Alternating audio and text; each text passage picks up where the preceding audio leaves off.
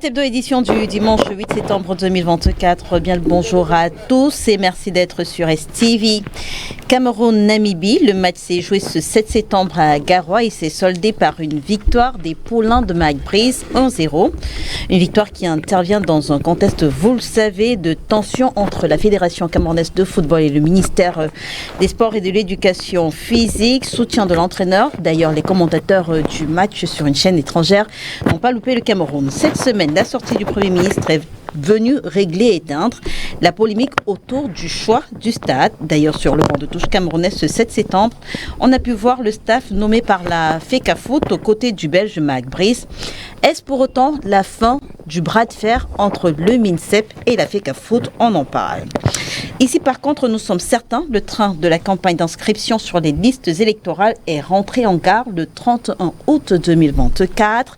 Le directeur général des élections, Éric Essouzé, en faisant le bilan des opérations, a révélé que 755 085 Camerounais se sont inscrits cette année, chiffre représentant plus du double de 2023, soit 368 119 personnes. Cette année, on note également que 489 869 jeunes se sont inscrits, pour un total de 64,88%. Analyse de toutes ces données dans un instant. Mais avant ces deux sujets en entrée, nous parlerons de la rentrée scolaire 2024-2025. Les élèves reprennent le chemin des classes ce 9 septembre, reprise dans un contexte de vie chère, où les parents doivent pourtant s'acquitter des frais de scolarité. On parle de tous ces sujets avec vous, Eréol Tchoumi. Vous êtes militant du Rassemblement démocratique du peuple camerounais. Bonjour et merci d'avoir accepté notre invitation ce dimanche. C'est un plaisir d'être sur le plateau. Bonjour Rennes, bonjour à l'ensemble des téléspectateurs de STV. Le RDPC est toujours honoré chaque fois qu'il s'agit de venir communier avec l'ensemble de vos téléspectateurs dans les différentes tranches d'antennes réservées au débat et à l'ouverture politique. Alors, avec vous, on parle de cette visibilité de plus en plus accrue du chef de l'État sur la scène internationale. Jeux olympiques de Paris, 80 ans du débarquement de province, sommet Russie-Afrique en 2023 et à présent, sommet Chine-Afrique. Comment est-ce qu'il faut analyser ce regain d'activité du président camerounais sur la scène internationale? Eh bien, sous un double prisme. D'abord, l'ouverture, mais ensuite, le rayonnement. Du point de vue de l'ouverture, il faut savoir que le président de la République, son Excellence, le patriarche Paul Biya, dès son accession au pouvoir, avait dit que le Cameroun ne peut pas évoluer en vase clos. Et il a inscrit le Cameroun dans une dynamique de relations internationales qui participe beaucoup plus du construit de sa diplomatie. Vous avez aujourd'hui de nombreux Camerounais à la tête de plusieurs institutions, de plusieurs organisations mondiales. Tout récemment, c'était le Premier ministre Philémon Yan, mais à côté de lui, vous avez Emmanuel Zemeka, vous avez Elisabeth Tanke, vous avez Roger Nkododan, ils sont extrêmement nombreux. Et la coopération Chine-Cameroun, puisque c'est celle qui est actuellement en vigueur avec la visite du chef de l'État, oui, du côté de l'Empire du Milieu, est reconnue aujourd'hui dans le sillage des relations internationales comme un modèle de coopération exemplaire. Le Cameroun s'est affirmé davantage par... Un modèle de coopération exemplaire. Mais je tiens à préciser quand même que la balance commerciale est toujours déficitaire côté Cameroun. Oui, elle se rattrape. Écoutez, c'est un travail. C'est un travail parce que quand vous avez un pays qui, au sorti de la pandémie à Covid-19, continue ses grands projets structurants, ne lâche pas prise, ça signifie que c'est un pays qui a conscience de l'enjeu de développement et l'enjeu de progrès. Le président de la République a fixé le cap à 2035 et jusqu'à aujourd'hui, il me semble que dans l'ensemble des rapports que le Cameroun entretient dans l'espace monde, il n'y a pas un seul partenaire qui puisse aujourd'hui se plaindre de ce que les rapports avec le Cameroun sont des rapports tendus ou sont des rapports qui ne sont pas profitables. Et le président de la République ne cesse de le marteler. La question que je pose, c'est le 50-50. Est-ce que ces rapports sont aussi profitables pour le Cameroun? Bien sûr, vous pouvez remarquer que, je vous ai dit que la balance commerciale, c'est un construit permanent.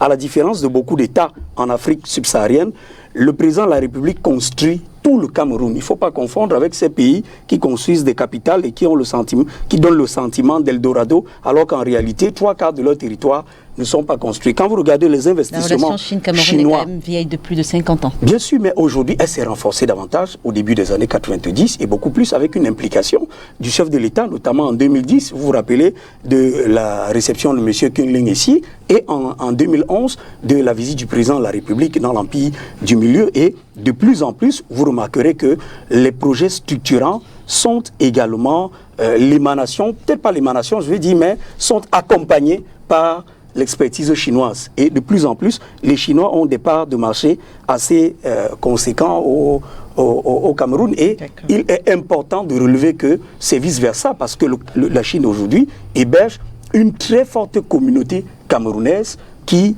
permet aujourd'hui au Cameroun de se déployer dans le domaine de la logistique, du transport maritime et du fret aérien. Face à vous, Damien Makon, il est conseiller municipal à Matom, il est également militant du Parti camerounais pour la réconciliation nationale. Bonjour Damien, merci d'avoir accepté notre invitation. Bonjour Lina, bonjour aux companélistes, bonjour à vos techniciens en studio. Et derrière la vitrine, merci d'avoir invité le Parti camerounais pour la réconciliation nationale que je représente ici pour donner notre point de vue sur la marche du pays. Alors, comment est-ce qu'on se sent, Damien, quand, militant du PCRN, on apprend que le tribunal de première instance de Kaélé a rejeté la demande de nullité des résolutions du congrès politique de mai 2019, le congrès qui d'ailleurs avait fait de Cabral Libye le président de cette formation politique. Je veux dire, en termes d'enjeu, comment est-ce qu'on se sent? Alors, c'est un foisonnement de plusieurs sentiments. Le soulagement d'abord. Même si ce n'est pas encore terminé. Oui, j'y arrive. Le soulagement d'abord parce que nous avions comme une sorte d'épée de Damoclès à l'approche des élections présidentielles de 2025. Il nous semblait que toutes les batteries étaient mises en marche pour que le candidat Cabral Libye ne se présente pas à l'élection présidentielle. Vous saurez tout à l'heure pourquoi désormais ce n'est plus possible.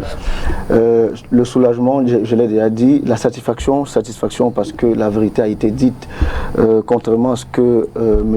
Atangandi Paul dit lors d'une conférence de presse, lorsqu'il parle d'un parent qui aurait confié son enfant à la nounou. Je rappelle, pour sa bonne intelligence, que M. Kona Robert, lorsqu'il saisit le tribunal, le saisit en disant qu'il n'a jamais remis son enfant à qui que ce soit. Donc il faut savoir de M. Atangandi ou de M. Kona Robert qui dit la vérité. Dans tous les cas, pour le moment, le tribunal, et vous faites fort de l'indiquer, le tribunal a statué en premier ressort pour défaut de qualité, a débouté M. Kona Robert. Donc, vous le dites si bien, ça ne s'arrête pas là, la saga judiciaire continue. Il ne peut pas utiliser les défenses à exécution parce que la décision n'est pas accompagné d'applications provisoires, de mesures d'application provisoire, mais plutôt la seule option qu'il a entre ses mains, c'est de faire appel. Maintenant, il fera appel d'une décision qui, je rappelle, au cours de laquelle le juge statuait sur des questions essentiellement préjudicielles, la forme précédant le fond. Il fallait d'abord savoir si M. Kona Robert a qualité pour rester en justice et demander la nullité des résolutions du congrès de mai 2019. Je crois que le juge est péremptoire. Il a dit non. M. Kona Robert, à l'heure où il saisit le tribunal, il n'a pas qualité pour le faire. Maintenant, il peut faire appel.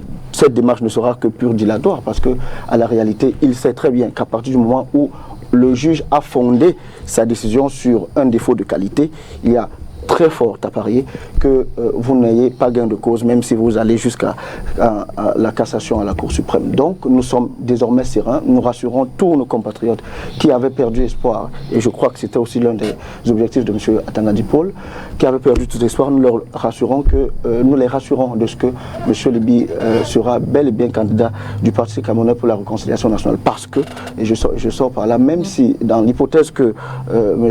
Tchoumi Auriol évoquait tout à l'heure, que M. Kona Robert ait fait appel. Je rappelle que l'appel remet la balle au centre et renvoie les deux parties au statu quo ante. Ça veut donc dire que l'appel remet Cabral Libye, c'est-à-dire que le statu quo ante, c'est que Cabral Libye est président du PCRN jusqu'au jour où Kona Robert a contesté. Maintenant, s'il va en appel, on revient donc au statu quo ante qui est que Cabral Libye est président du PCRN, et donc nous ne souffrirons d'aucun soupçon lorsque nous allons déposer notre candidature à élections présidentielles de 2025. Face à vous, nous recevons le maire de Loum, Guy Wambo Kuete. Bonjour Monsieur le maire, il est également militant du Social Democratic Front. Bonjour Monsieur le maire, merci d'avoir accepté notre invitation ce dimanche. Merci Reine, merci pour l'honneur que vous faites à la commune de Loum, en particulier à ma modeste personne, en nous invitant sur votre parcours pour débattre de l'actualité de notre pays et certainement amener notre modeste contribution à l'éclairage des uns et des autres. Je voudrais à l'occasion dire bonjour à tous mes compagnons. Merci. Alors, la falaise de Tchang a encore frappé cette semaine. On a eu de nombreux morts. Avec vous, j'aimerais qu'on parle des infrastructures routières au Cameroun. Vous venez justement de Loum. Entre Loum et Douala, quel est l'état de la route en ce moment? Bon, moi je crois qu'il n'y a pas que le tronçon Loum-Douala.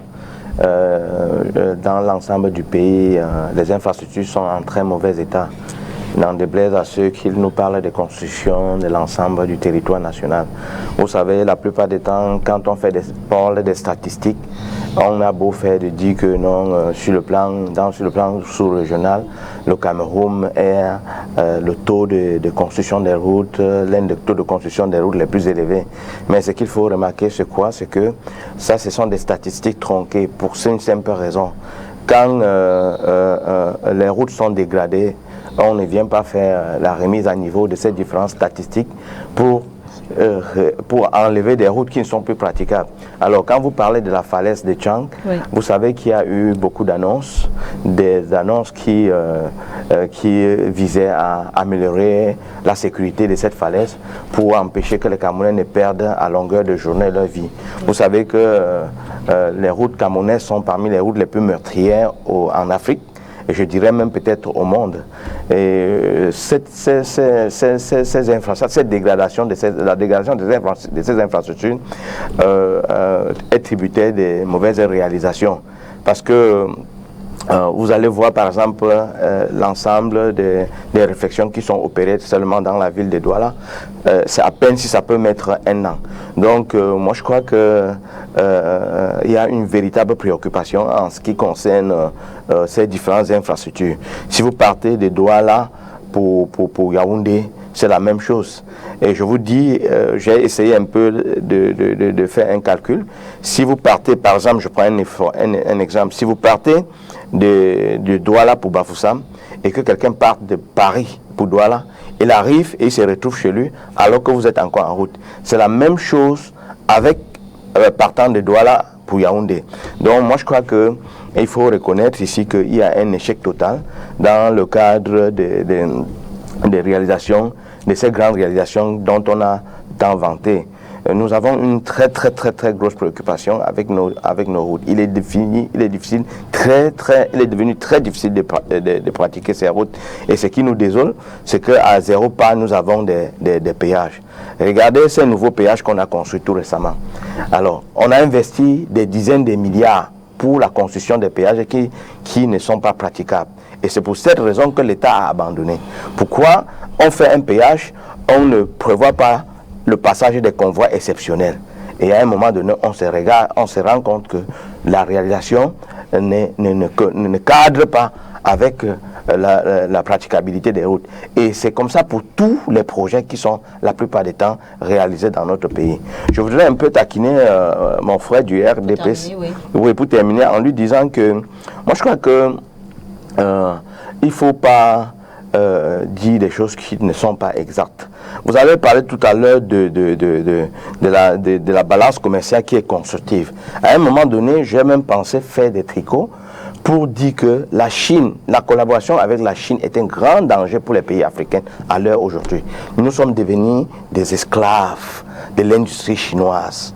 Et vous n'avez seulement qu'à faire le tout. Des esclaves des industries chinoises. Je veux l'expliquer. Oui, les produits manufacturés de la Chine inondent l'Afrique, inondent le Cameroun. Et vous voyez en longueur de journée, les Camerounais qui crient à tue-tête pour la commercialisation de ces produits. Alors qu'en réalité, l'endettement devait permettre au Cameroun de se structurer, de se développer. Et de pouvoir transformer les matières premières et ne pas être tributaire. Et moi, je dis que c'est une balance commerciale qui est nocif. C'est un commerce qui est nocif pour le Cameroun. Nocif d'autant plus que les Chinois arrivent au Cameroun, c'est eux qui importent, c'est eux qui distribuent. Vous voyez, le Camerounais n'est protégé nulle part. Donc à la fin, nous travaillons pour la Chine. Et moi, je dis qu'il ne faut pas que les gens viennent s'en vanter en disant qu'on développe une diplomatie de proximité, on développe une diplomatie pour amener de l'argent au Cameroun. Non, ça n'aide pas le Cameroun parce qu'en réalité, l'endettement du Cameroun est mal orienté. L'endettement du Cameroun est très très mal utilisé. Donc moi, je crois que il faut faire très attention. Quand on nous parle de projets structurants et autres, moi je dis c'est de la poudre aux yeux. D'accord. Si je ne vous reprends pas, c'est sur le thème esclave de la Chine, oui, je suis persuadé que le CNC le ferait. Donc, non, en fait, c'est péjoratif. Il faut, s'il vous plaît.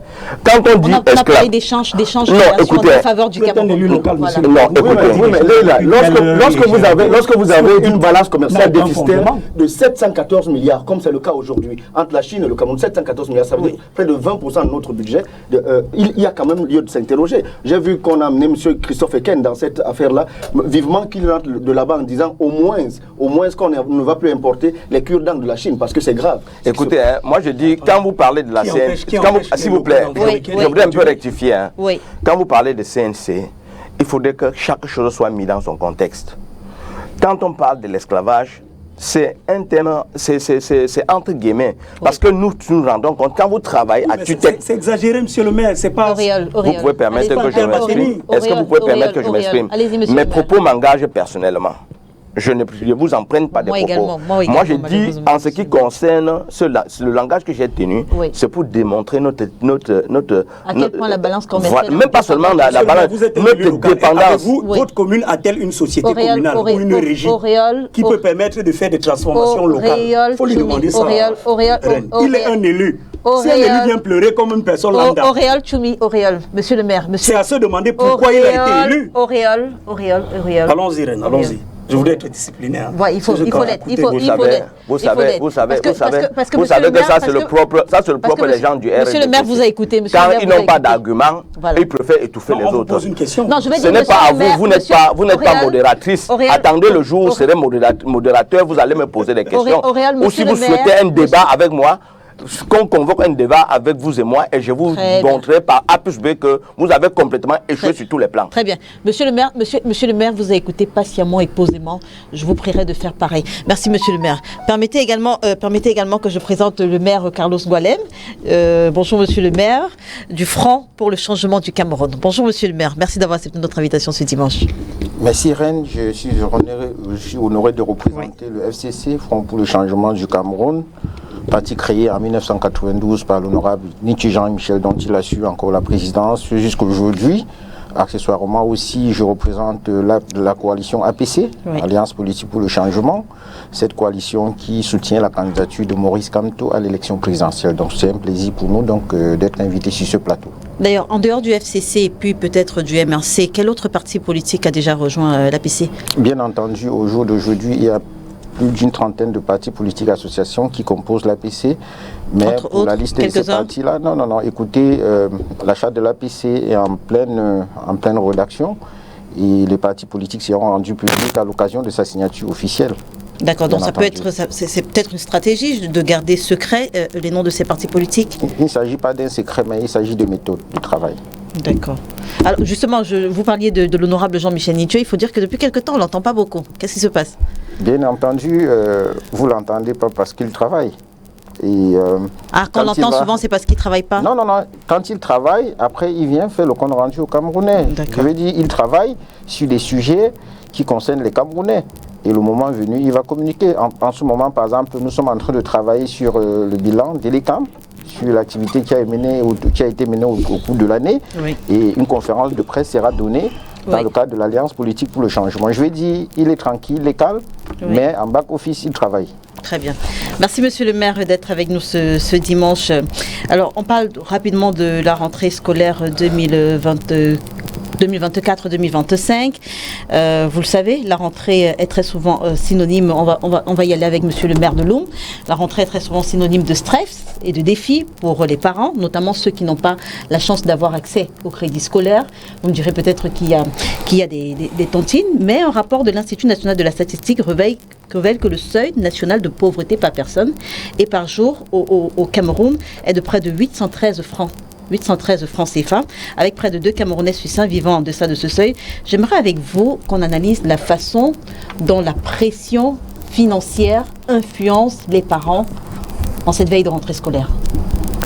Bon, il faut déjà dire que l'ensemble des Camerounais traversent une situation extrêmement difficile. Il est, même pour nous qui sommes des hommes d'affaires, on le ressent. Et ce n'est pas très évident aujourd'hui de faire face à ces engagements. Combien de fois pour ceux qui naturellement sont dans la débrouillardise.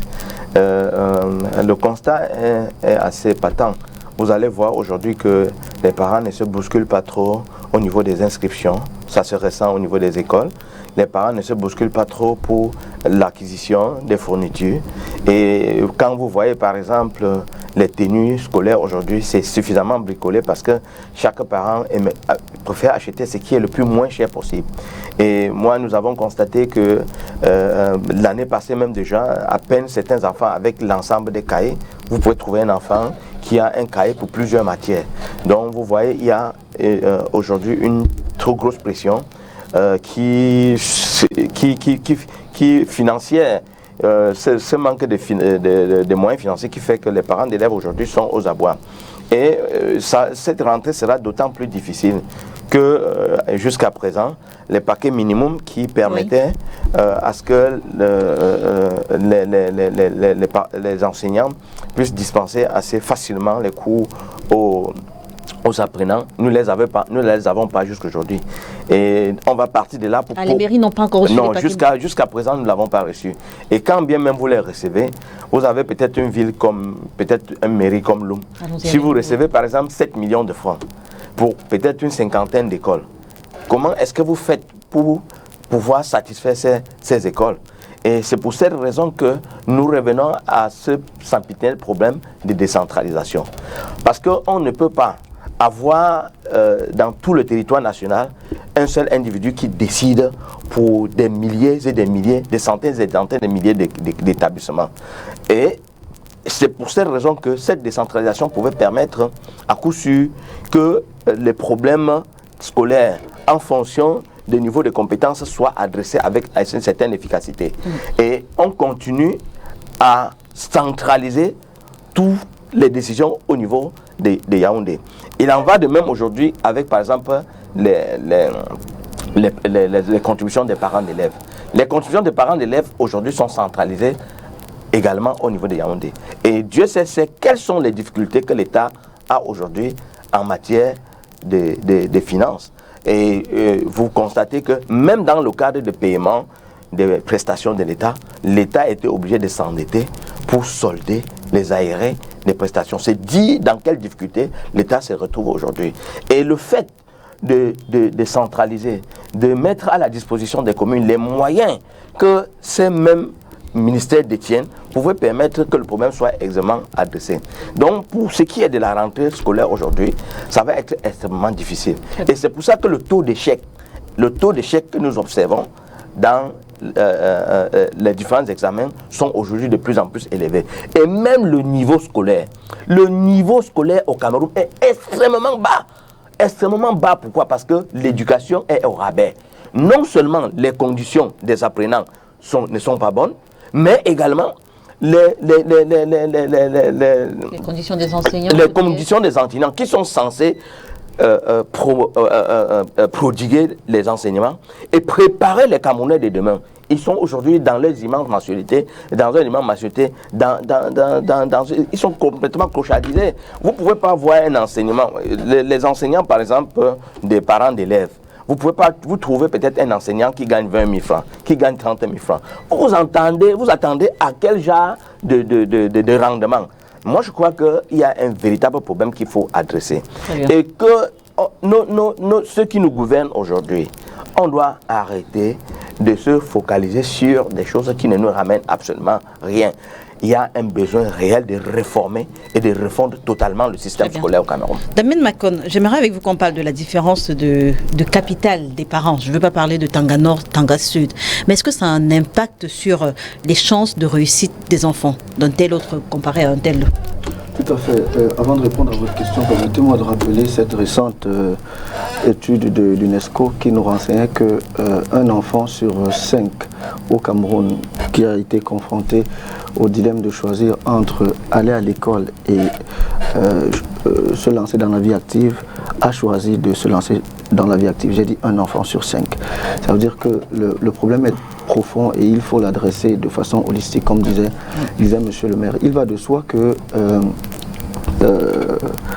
les parents, selon leurs revenus, essayent d'accompagner leurs enfants dans le cadre de leur éducation. Je crois que c'était l'esprit du décret du lundi 19 février 2001 qui consacrait la gratuité de l'école au Cameroun. Malheureusement, comme plusieurs autres textes de loi au Cameroun, ce décret n'a pas été suivi d'application. Aujourd'hui, à l'orée d'une nouvelle année académique, année scolaire, on est toujours à se demander qu'est-ce qu'on va payer. Les parents se demandent jusqu'à l'heure actuelle qu'est-ce qu'ils vont finalement payer, quels sont les frais obligatoires, qu'est-ce qu'ils ne doivent plus payer, parce que des rumeurs, aujourd'hui toute l'administration est sur Facebook. Donc sur Facebook on leur avait dit que l'APE n'est plus obligatoire, mais après d'aucuns disent, et moi je suis avec eux, que dans mon village par exemple, s'il n'y a pas d'APE, je ne vois pas comment est-ce qu'on peut enseigner les enfants. Donc aujourd'hui, je crois que le gouvernement qui a pris l'engagement depuis 2001 par un décret présidentiel de rendre l'éducation de base gratuite au Cameroun devrait se remettre en question en se demandant si nous n'avons pas pu apporter ce que quelqu'un disait en 82, la démocratie, le progrès, la prospérité et tout ça, est-ce que nous ne pouvons pas au moins minimalement assurer la possibilité à nos jeunes frères et sœurs de la possibilité, disais-je, d'aller s'instruire normalement. C'est pour cela que dans des républiques comme, cela vous surprendra peut-être, la 6e puissance mondiale, il y a des zones d'éducation prioritaire. Parce qu'on a compris, je réponds à votre question, on a compris qu'il y a dans la République des parents qui ont plus de revenus que d'autres et qu'il y avait une éducation à double vitesse. Et donc il fallait ramener les enfants des zones des REP+, vers un niveau un peu plus élevé pour qu'ils s'équilibrent et ils aient les mêmes chances d'accession à, par exemple, à la fonction publique, etc. Donc je crois que pour nous autres, c'est un truc que de rappeler que le gouvernement de 82, lors de 82, a complètement échoué, même sur des choses aussi basiques qui sont de se rassurer que les enfants peuvent au moins aller à l'école.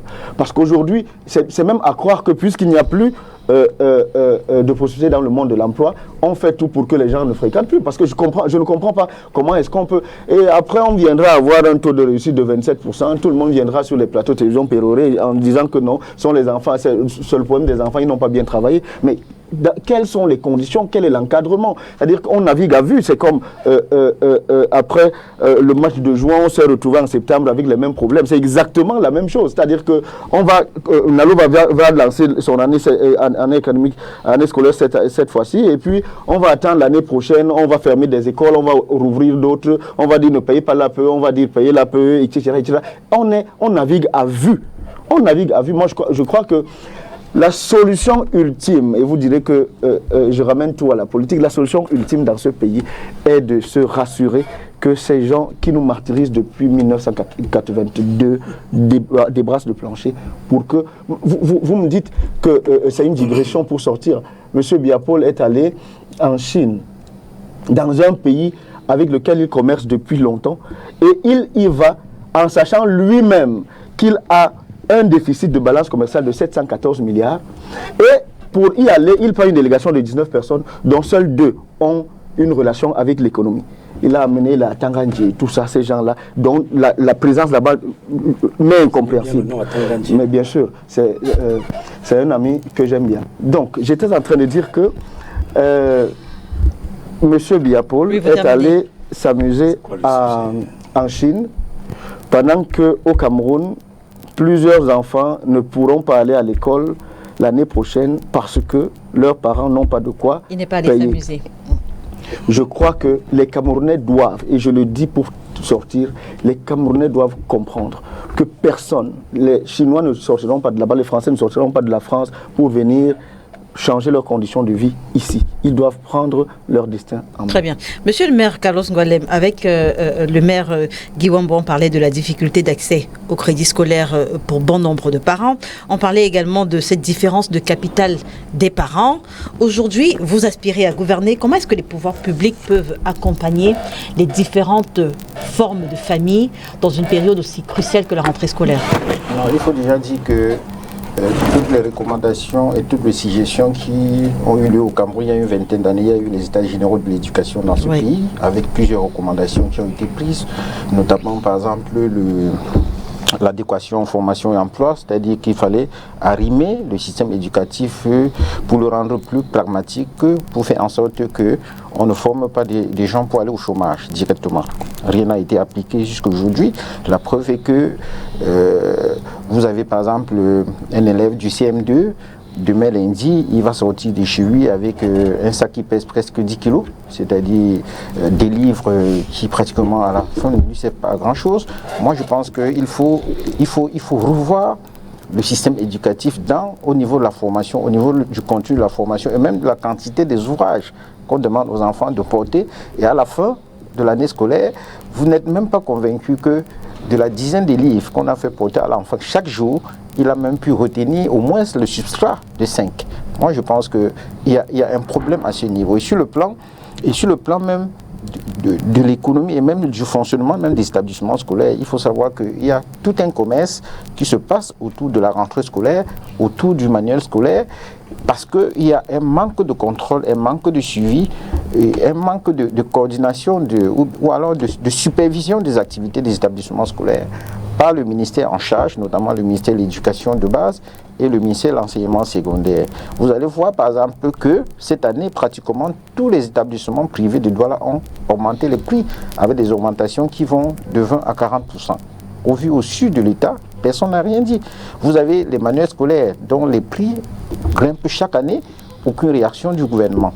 Moi, je pense que tout ça, mis ensemble, mes précédents orateurs l'ont dit, il s'agit d'une démission du gouvernement sur un domaine qui est carrément un domaine de souveraineté d'un État, c'est-à-dire l'éducation. Tout à l'heure, le maire de Loum a dit quelque chose sur laquelle je m'accroche, à savoir que la décentralisation sur le secteur de l'éducation a échoué parce que si les règles applicables aux communes et les lois d'orientation ont été votées pour la première fois en 2004, 20 ans après, on en est encore dans le secteur de l'éducation, dans l'application ou alors dans l'exécution de ce qu'on a appelé par le passé les transferts de compétences de première génération. C'est-à-dire qu'on est encore au niveau où pour que le maire de Loum applique une politique en matière d'éducation, il doit attendre un carton de Bible qui vient du ministère de l'Enseignement de base. C'est-à-dire juste pour acheter quelques manuels scolaires qui ne suffisent même pas sur l'ensemble des établissements qui existaient dans sa commune.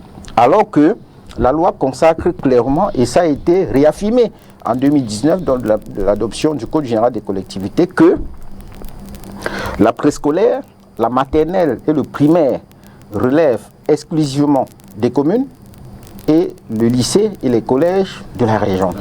Aujourd'hui, rien n'est appliqué de tout ça. Vous avez le ministère, il a dit, le ministère de l'Éducation de base, il a Yaoundé, mais il définit une politique qui engage presque l'ensemble des établissements du pays.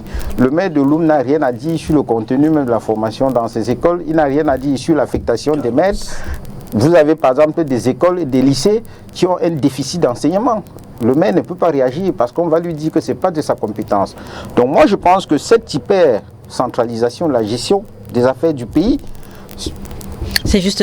En un seul lieu, qui est la capitale du pays, commence quand même déjà à poser problème. C'est juste une parenthèse. À la rédaction, nous avons pris 2 élèves qui vont toutes les deux au cours élémentaire 1. L'une vient d'une petite école dans la région de l'Ouest et l'autre est ici, à Douala. Mais la différence de niveau était spectaculaire. C'est pour vous dire que celle, par exemple, qui venait de la région de l'Ouest n'arrivait pas à dire son alphabet de A jusqu'à Z, encore moins à l'écrire. Alors que celle qui est à Douala arrive déjà à lire. Vous voyez ce que je veux dire? C'est la raison pour laquelle je parlais de la différence de capital des parents. Comment est-ce que ça affecte même les chances de réussite des enfants? Effectivement, vous êtes dans un pays où il y a un problème de sous-développement et où les enseignants n'acceptent pas les affectations dans les zones reculées. Ils n'acceptent pas parce qu'ils estiment par exemple une affectation dans une zone reculée comme une sanction parce que cette zone-là n'est pas développée. Moi je pense que le problème du Cameroun, il est global. Le même problème que vous allez trouver sur des questions d'éducation, vous allez le trouver sur des questions infrastructurelles, vous allez le trouver sur bien d'autres questions. C'est pour ça que, et ça je suis d'accord avec ceux qui pensent qu'il faut un changement dans ce. Il faut que ce pays change parce que j'ai l'habitude de dire que même l'alternance, même si on enlève M. Biya et son gouvernement, on met n'importe qui, il sera moins médiocre. Il sera moins médiocre parce qu'au moins,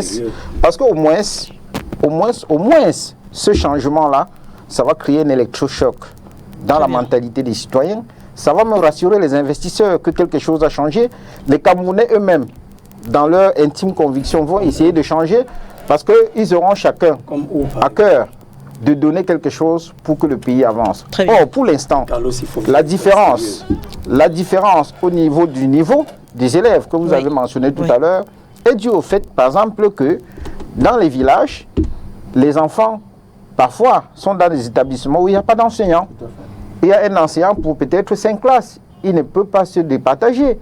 Donc c'est une situation qui incombe pratiquement à l'échec de ce gouvernement et nous devons dénoncer cela avec la plus grande fermeté. Alors, Carlos Golem parlait du changement du gouvernement.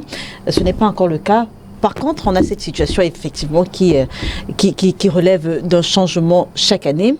On a certains manuels scolaires qui désormais sont changés à chaque rentrée scolaire. À votre avis, ça obéit à une quelconque logique? Il me semble que cette année, ça n'a pas été changé d'ailleurs depuis peut-être 3 ans. Pas tous, mais certains. Pratiquement 3 ans, sont les mêmes ouvrages qui sont au programme. Non, je voudrais, avant de poursuivre, dire à Carlos de ne pas faire la mauvaise foi. Vous savez, lui, je le connais très différent de certains de mes amis du PCRN et du SDF qui font tout ce qui est en leur pouvoir pour rester toujours de mauvaise foi. Il ne faut pas faire la mauvaise foi. Macky Sall, en arrivant, tout le monde a jubilé. Hein. Ouad pas, va-t'en. Aujourd'hui, Diomaye en venant, Macky Sall, va-t'en. Pourquoi vous ne dites pas la vérité aux Camerounais? Pourquoi vous ne dites pas comment les maires gèrent les BIP? Comment ils gèrent? Sur Pourquoi vous ne dites pas comment les maires gèrent les BIP sur le paquet minimum? Le paquet, je vous ai laissé votre temps de parole. Le paquet minimum était une enveloppe globale de 2 milliards de francs CFA. Le pays traversant, comme l'ensemble des pays du monde d'ailleurs, la pandémie à Covid-19, il a été question de ponctionner à partir d'un certain nombre de poches qu'on estimait pas fantaisistes, mais pas indispensables. Par exemple, le colisage, le transport, l'empaquetage et autres. Le thème, c'est le colisage. Il y a eu plusieurs petites rubriques qui ont été diminuées, mais qui ne devraient pas empêcher une commune de préparer la rentrée scolaire. Je voudrais vous prendre un cas. Je suis secrétaire général du comité de développement de Babitoua. Dans le village Babitoua, où je suis secrétaire général de la SODEBA, les parents ne payent pas de scolarité. Vous pouvez vérifier ce que je dis.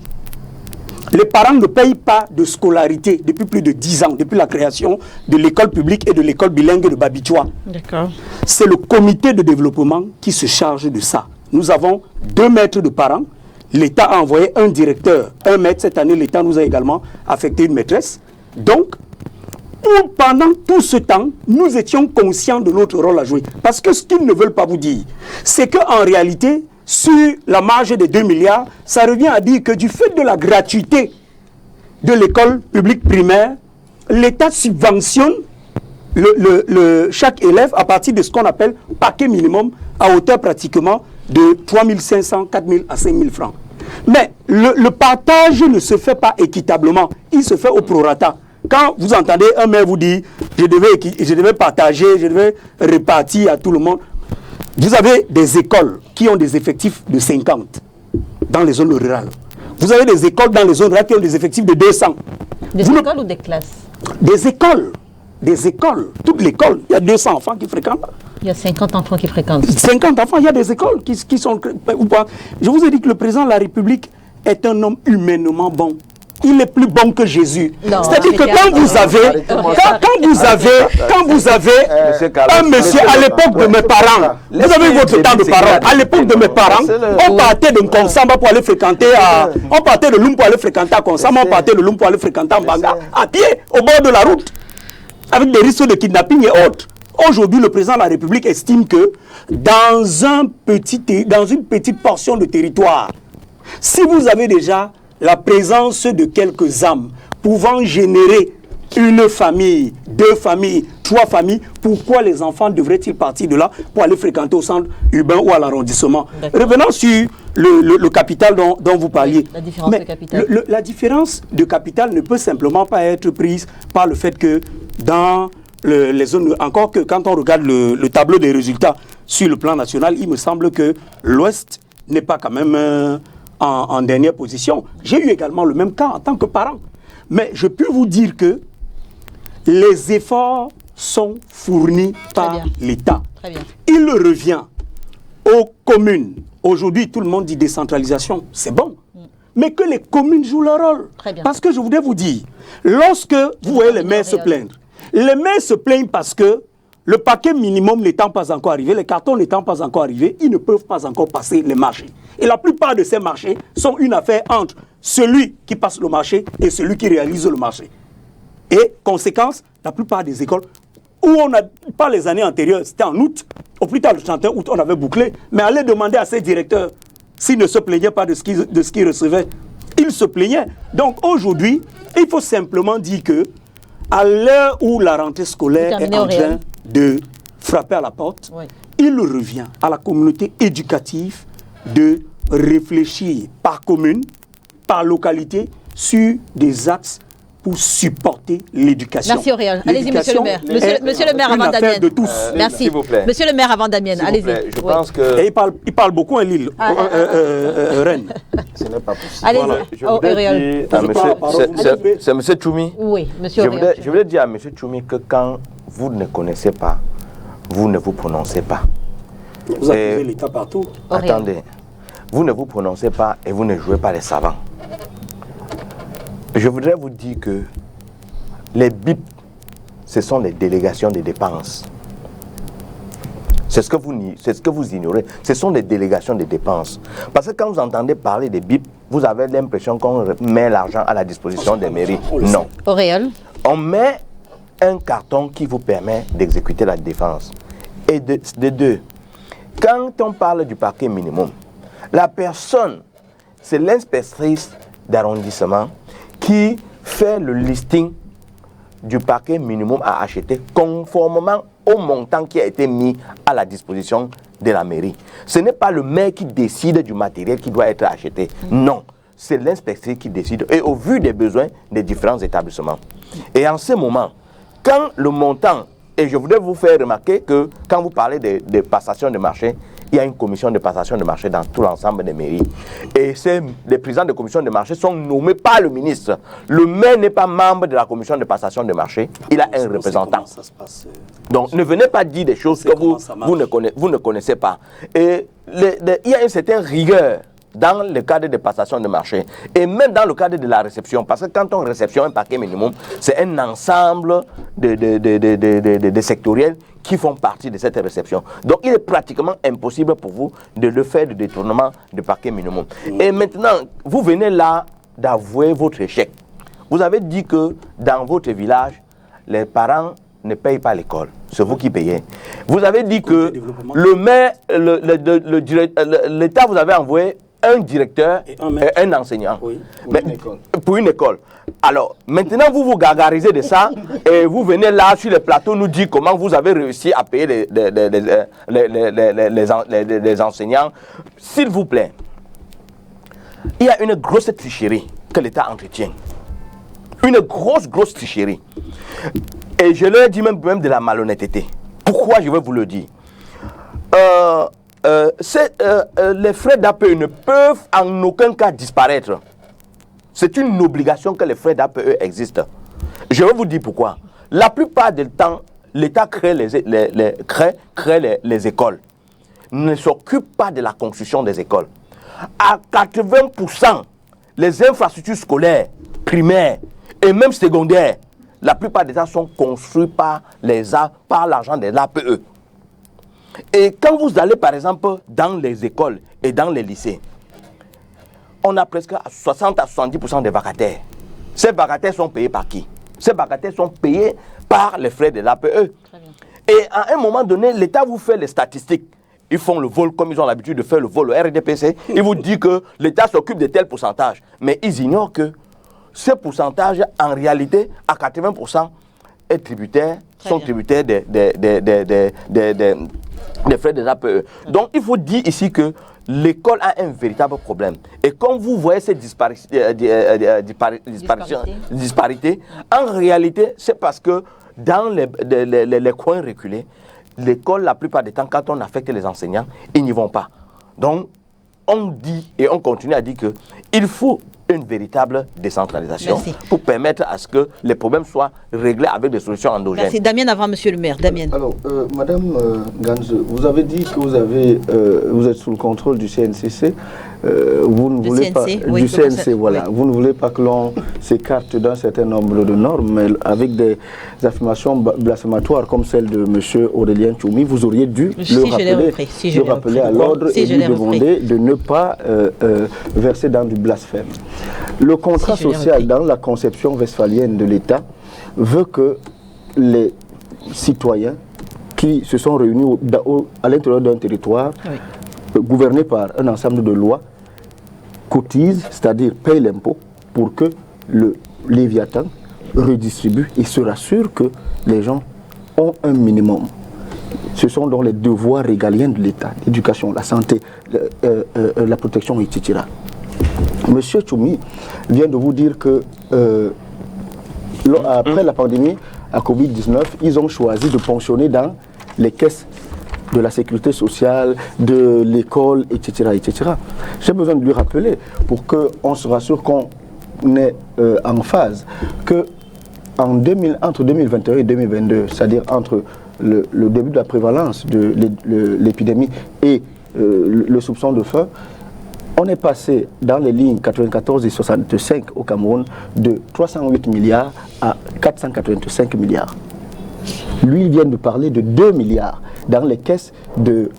qu'est-ce qu'il a appelé ça l'enseignement de base. Oui, l'aide à l'enseignement de base. Pour le paquet minimum. Pour toute la République. Je dis les dépenses non prévues, les dépenses imprévues de l'État du Cameroun sont passées de 2021 à 2022 de 308 milliards à 485 milliards.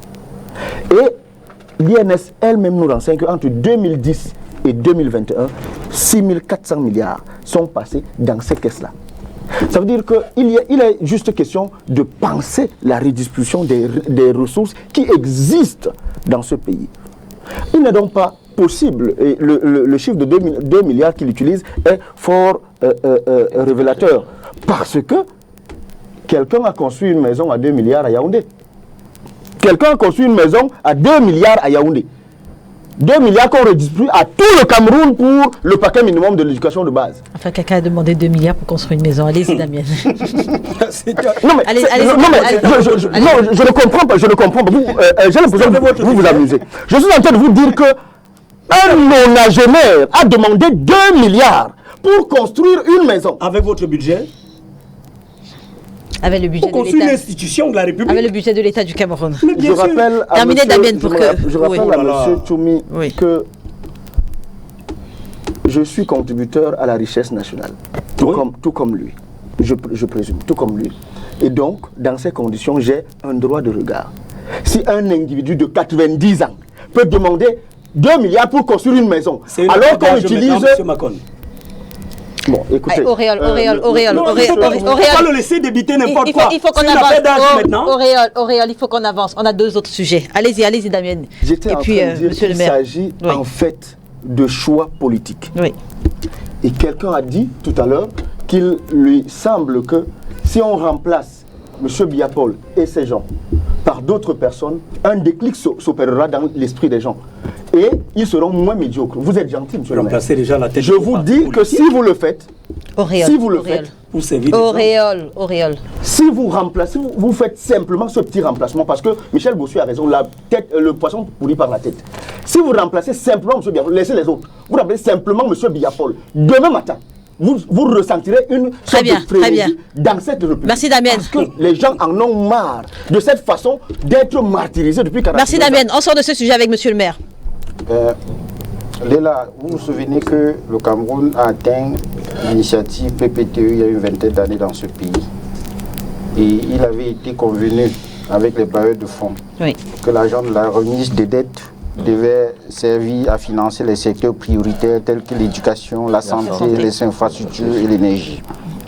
Plus de 20 ans après, quel est le bilan? Négatif. Nous sommes sur ce plateau ce midi en train de parler de l'échec du système éducatif, de l'échec de la politique éducative du Cameroun. Ça veut dire qu'en réalité, ces gens ont pris l'argent de la remise de dette, ils ont bouffé. Et on se retrouve pratiquement à la même situation dès le départ. Moi, je pense que, puisque vous avez été gentil ce matin à la veille de la rentrée scolaire, de mettre le sujet sur le plateau, et je vous remercie. J'espère que ceux qui gouvernent ce pays nous suivent et comprendront que il faut déjà que le ministère de l'éducation de base et le ministère de l'enseignement secondaire, que ces deux ministères fassent leur travail, qui consiste tout au moins à suivre, à superviser le fonctionnement des établissements, non pas seulement publics, mais privés également. Je vous ai dit tout à l'heure que dans les établissements privés, il y a une augmentation injustifiée des frais de scolarité qui ne sont pas en adéquation avec la qualité de l'enseignement qu'on attend de ces gens-là. Vous avez une augmentation et une quantité de livres qu'on demande aux enfants du CM2 de porter et qui peut même casser le dos. À un moment donné, je suis gentil. Moi, je pense qu'à un moment donné, il faut qu'on mette des gens qui apportent un souffle nouveau, une énergie nouvelle, une nouvelle pensée. Et je me dis aussi parfois que c'est aussi parce que les gens qui nous gouvernent, ils ont un certain âge aussi. Hein. Il faut le dire. Moi, je pense que le Cameroun mérite quand même, au vu de sa population, de la structuration de sa population, un certain type de personnes à sa tête. Donc, moi, je crois que... C'est bien reçu. Merci, Carlos. Moi, je ne suis pas ici pour individualiser la discussion. Non, Nietzsche, quand tu peux aller se Auréole, quand vous avez la parole, les autres ne vous perturbent pas. Monsieur le maire a joué la police quand vous aviez la parole.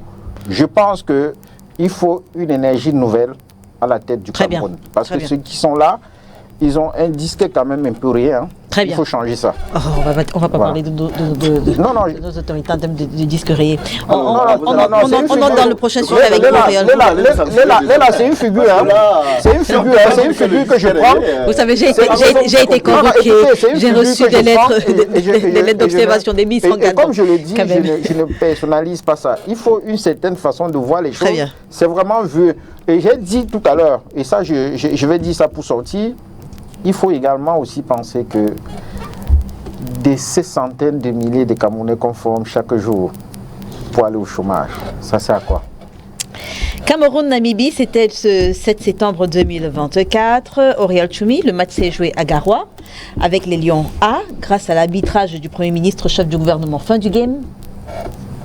Oui, je pense que la sérénité est revenue dans la tanière. Le Premier ministre a continué de faire son travail, c'est-à-dire celui de se rassurer que l'ensemble des partis impliqués dans cette affaire puissent travailler sereinement. Vous savez, je pense qu'il ne faut pas dramatiser la situation.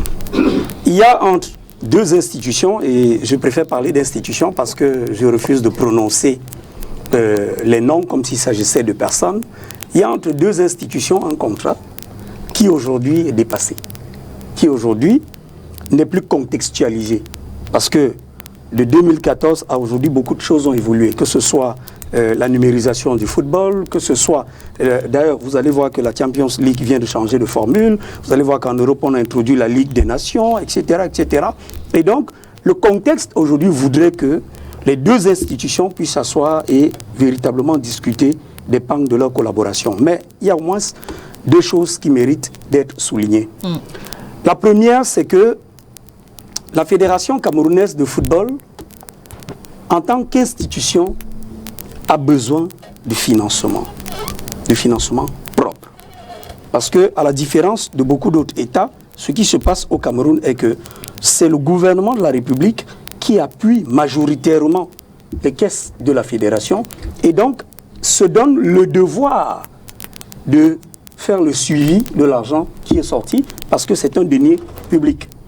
Maintenant, de l'autre côté, la Fédération peut se plaindre de ce que l'architecture légalo-réglementaire de la République n'oblige pas, par exemple, pas certaines entreprises d'un certain seuil, d'un certain niveau, d'un certain gabarit, d'un certain capital, à appuyer de façon systématique le football, comme en Afrique du Sud, comme au Maroc, comme en Égypte, etc., etc. Mais la fédération a besoin de travailler, d'avoir ses fonds propres pour éviter ce qui est en train de se vivre. Le deuxième pan qu'il faut souligner, c'est que de l'autre côté, il est important de laisser le président de la Fédération camerounaise de football travailler sereinement.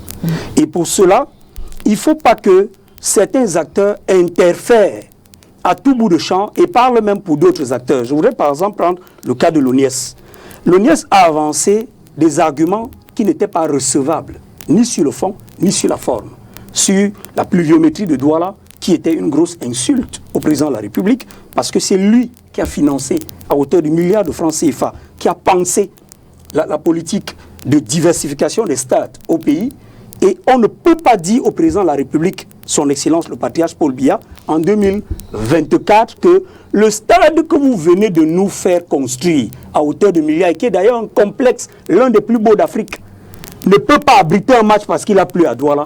Si le président de la République entend une chose pareille, il va se demander, mais on est où finalement? Deuxième chose, l'ONIES dit, la CIA TV ne peut pas se déployer pour aller couvrir le match à Garoua. Non, l'ONIES ne peut pas parler au nom de la CIA. La CIA TV a un directeur général qui s'appelle M. Charles Ndongo, avec tout un service de communication qui est mieux placé pour dire, je ne peux pas ou je peux, en fonction des moyens logistiques, en fonction du déploiement du personnel ou des engagements pris sur d'autres fronts. Donc, ces deux points méritent d'être soulignés pour dire quand même que le plus important, c'est que le contrat qu'il y a aujourd'hui, la fédération et le ministère, soit revu sur un certain nombre de points et surtout que la fédération travaille son côté marketing de manière à avoir ses fonds propres pour être purement autonome. Sur le banc de touche camerounais aux côtés de Malpris, on a pu apercevoir Carlos Kameni. Bref, on a pu apercevoir le staff nommé par la Fédération camerounaise de football. Comment est-ce que vous analysez ce tournant, ce revirement? Alors, vous avez vu l'arbitrage du Premier ministre, vous le mettez en emphase. Moi, j'ai vu autre chose. Vous avez vu quoi? J'ai vu que le 6 février, le 6 septembre, alors que le match se jouait le 7 septembre, le 6 septembre, il y a eu un concours de plusieurs correspondances, dont la quintessence pourrait être les 1,92 milliard selon géré par le ministre des Finances. Ce que j'ai vu, c'est que arrivé à Garoua, quelqu'un a pris par devers lui les passeports, l'autre a dit qu'il veut remplir la feuille du match à la place de l'Africa Foot, etc., etc. Mais que dès que là, on a confirmé que les 1,92 milliard seront gérés par le ministère des Finances, on a laissé l'Africa Foot enregistrer, remplir la feuille du match. On a laissé les coachs, l'encadrement de l'Africa Foot. Vous pensez comme la nouvelle expression qui, dans une faisait croire, disait, et si c'était la question, si c'était l'argent le problème, crise MINSEP, Africa Foot, et si l'argent était le problème? Comme vous avez l'épée de Damoclès du CNCC, ils sont dans l'interrogative, moi je suis dans le péremptoire. C'est l'argent le problème. Je dis bien le 6, on voit une décision de M. Louis-Paul Motazé qui crée un régisseur, qui nomme un régisseur, met l'argent à la disposition du MINSEP et, comme par un coup de baguette magique, une accalmie à Garoua. Celui qui avait le passeport remet le passeport. Celui qui avait la feuille du match dit l'Africa Foot peut venir remplir la feuille du match. On voit Idriss Carlos Kameni en train d'entraîner ou alors de chauffer M. Onana. On voit Ntungu Mpile saluer Marc Brice avec un très grand amour à la fin du match. Et les plus curieux pourraient se demander, mais qu'est-ce qui s'est passé? Rien ne s'est passé. On a juste rassuré aux gars que c'est toi qui gères l'argent. Laisse un peu la FECAFOOT faire son travail. Et c'est tout. On ne peut pas continuer dans un pays à faire ce genre de choses. Il y a quand même un Premier ministre dans ce pays qui, depuis le début, a donné son avis et qui me semble l'avis le plus éclairé dans cette affaire. Le Premier ministre a dit, puisque c'est l'État du Cameroun qui paye le coach et son adjoint, l'État du Cameroun a le droit de nommer en concertation avec la FECAFOOT, mais le reste de l'encadrement, surtout celui qui est du domaine réservé de la FECAFOOT, doit être nommé par la FECAFOOT. Ce contre quoi s'est opposé, si je dis le vice-dieu, vous avez dit qu'on ne dit pas ce genre de choses sur votre plateau, le SGPR, et puis on est entré dans une guerre sans fin. Moi je veux vous dire, Madame Nganzo, deux choses. La première, c'est une distraction. Et elle est d'autant plus inintéressante que c'est une distraction de camarades politiques. C'est une distraction à l'intérieur du RDPC qui malheureusement nous intéresse parce qu'ils utilisent l'argent public. L'argent donc, moi je suis un des contributeurs, les maires sont des contributeurs aussi. Sinon, cela ne devrait pas nous intéresser. Il n'est pas possible que celui qui préside aux destinées de ce pays vous vomisse tel que ça se passe là. Puisque s'il laisse M. Mouelekombi entrer dans le domaine réservé de M. Etofis, c'est bien parce qu'il considère qu'il a pris un parti. C'est d'autant plus qu'il a eu un discours complètement incompréhensible le 10 février 2023, je crois, où il dit qu'il a donné des instructions et il ne précise pas la nature de ces instructions et on se retrouve dans cette difficulté. Et le lendemain, alors que tu es pratiquement vomi, tu te retrouves à Baganté en train de chanter le nom de celui qui t'a vomi. Il y a un problème. Il faut que les Camerounais comprennent que nous n'avons... Le football ne développe pas un pays. Il participe à aider les citoyens d'un pays à passer de temps à autre du travail au repos, mais il n'est rien d'autre qu'un jeu. Il faut donc que les Camerounais, je sors par là, les Camerounais comprennent que cette affaire est une affaire interne du RDPC, au RDPC. C'est une affaire qui participe à mettre en scène la candidature du RDPC en 2025. On a plus important à faire dans ce pays. On reviendra sur cet aspect de la chose avec Oriol Tchoumi tout à l'heure. Mais tout d'abord, monsieur le maire Carlos Ngolem, vous êtes tous des hommes politiques sur ce plateau. On est d'accord, l'enjeu aujourd'hui dépasse le cadre sportif pour s'inscrire également dans la politique. Alors, la décision de maintenir la rencontre à Garoua, est-ce qu'elle peut finalement être considérée comme une victoire politique de Samuel Etofis? Moi, je pense que la décision finalement de jouer le match à Garoua peut être considérée comme une victoire de M. Samuel Eto'o, mais rassurez-vous bien, il s'agit d'une victoire à la Pyrrhus. C'est-à-dire? À savoir une victoire qui s'obtient après de lourdes pertes. Des pertes énormes qui compromettent pratiquement l'avenir de la relation entre la FECAFOOT et l'État. M. Damien a mentionné tout à l'heure la nombreuse correspondance qu'il y a eu entre le SGPR, le MINCEP et le ministre des Finances. La conclusion de toutes ces correspondances, c'est que le financement de l'État à la FECAFOOT sera désormais géré par le ministère des Sports. Tout au moins pour ces deux matchs. Tout au moins pour les deux matchs. Oui. Et si la relation reste tendue, forcément, ça va se poursuivre. Et tout ça pose un problème de fond. Le problème de la collaboration et de la convention qui existe entre l'État du Cameroun et la FECAFOOT. Vous aurez remarqué par exemple que chaque fois que la FECAFOOT se plaint auprès de la FIFA de l'ingérence de l'État dans ses affaires internes, la FIFA en réponse fait toujours, se donne toujours la peine d'introduire un paragraphe dans la correspondance en réponse à la FECAFOOT, à savoir la révision de la convention entre l'État du Cameroun et la FECAFOOT, parce qu'en réalité, c'est cette convention le nœud du problème. Lorsque vous avez une organisation qui a la capacité de fonctionner de façon autonome, de façon indépendante, le mot semble fort, autonome, je préfère, elle doit se donner les moyens à court et à moyen terme d'assumer cette autonomie-là. Or, aujourd'hui, la FECAFOOT s'est mise les chaînes entre les mains en acceptant cette convention-là qui donne quand même un certain droit à l'État du Cameroun. Reconnaissons aussi quand même que dans un système néolibéral comme le nôtre, quand quelqu'un met 5 francs quelque part, il estime que c'est lui qui doit commander. Si on était dans un système social-démocrate, je suis sûr que le gouvernement social-démocrate mettrait l'argent à la FECAFOOT et laisserait M. Samuel Eto'o et son comité exécutif gérer. Mais dans un système comme le nôtre, lorsque le RDPC met l'argent de l'État quelque part, il s'assure d'abord que, les rétrocommissions sont garanties, que les personnes qui sont chargées d'affecter l'argent vont recevoir quelque chose en retour et que de toutes les façons, l'agent comptable qui va gérer cet argent ou alors qui va payer est quelqu'un qui leur est redevable et qui leur est soumis. Donc moi je pense que le problème se situe à ce niveau. Et si la FECAFOOT voudrait que ces activités fonctionnent sans l'ingérence de l'État, qu'elle dénonce la convention. Le jour où M. Samuel Eto'o va dénoncer la convention-là, moi, je serai le premier à le supporter. Mais dans le cas contraire, je ne peux pas accepter, par exemple, qu'un pays qui a autant de participation à la Coupe du Monde, qui a autant de CAN comme le Cameroun, que la fédération qui est chargée de gérer le football en soit allée mendier les ressources à l'État pour fonctionner. Ça montre quand même que sur le plan de la gestion, sur le plan du management, plus de 20 ans après, il y a quand même un échec quelque part. Monsieur le maire, monsieur le maire, il faut quand même préciser que cette convention a été, vous l'avez dit, monsieur le maire. Par écrit d'ailleurs.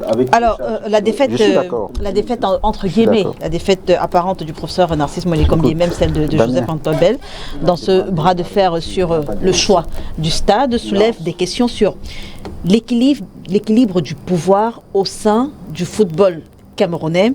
Comment est-ce que vous analysez la capacité du président de la fédération camerounaise à finalement surmonter, on va le dire, les obstacles institutionnels qui ont été dressés sur sa route? Reine, si vous permettez, avant de répondre à votre question, je voudrais un peu m'attarder sur un autre aspect. Vous savez, à chaque moment que nous sommes en train de discuter, je vous vois être très méfiante en parlant des CNC. Moi, je ne viens pas ici mettre en doute ou bien remettre en question cet organisme. Oui. Mais je pense qu'il ne faudrait pas que la sanction soit à tête chercheuse. Nous avons vu certains médias qui ont été sanctionnés et qui, on a suspendu même des journalistes, mais qui ont continué à exercer sans que ça ne pose problème. Et ça n'a pas posé de problème. Pourquoi? Parce que c'était des médias pro-gouvernementaux. On ne peut pas... ça, c'est une tentative de museler les Camerounais et de ne plus permettre aux Camerounais de s'exprimer. Mais moi, personnellement, je vais m'exprimer. Parce que je n'ai pas peur de mourir, parce que je suis déjà mort.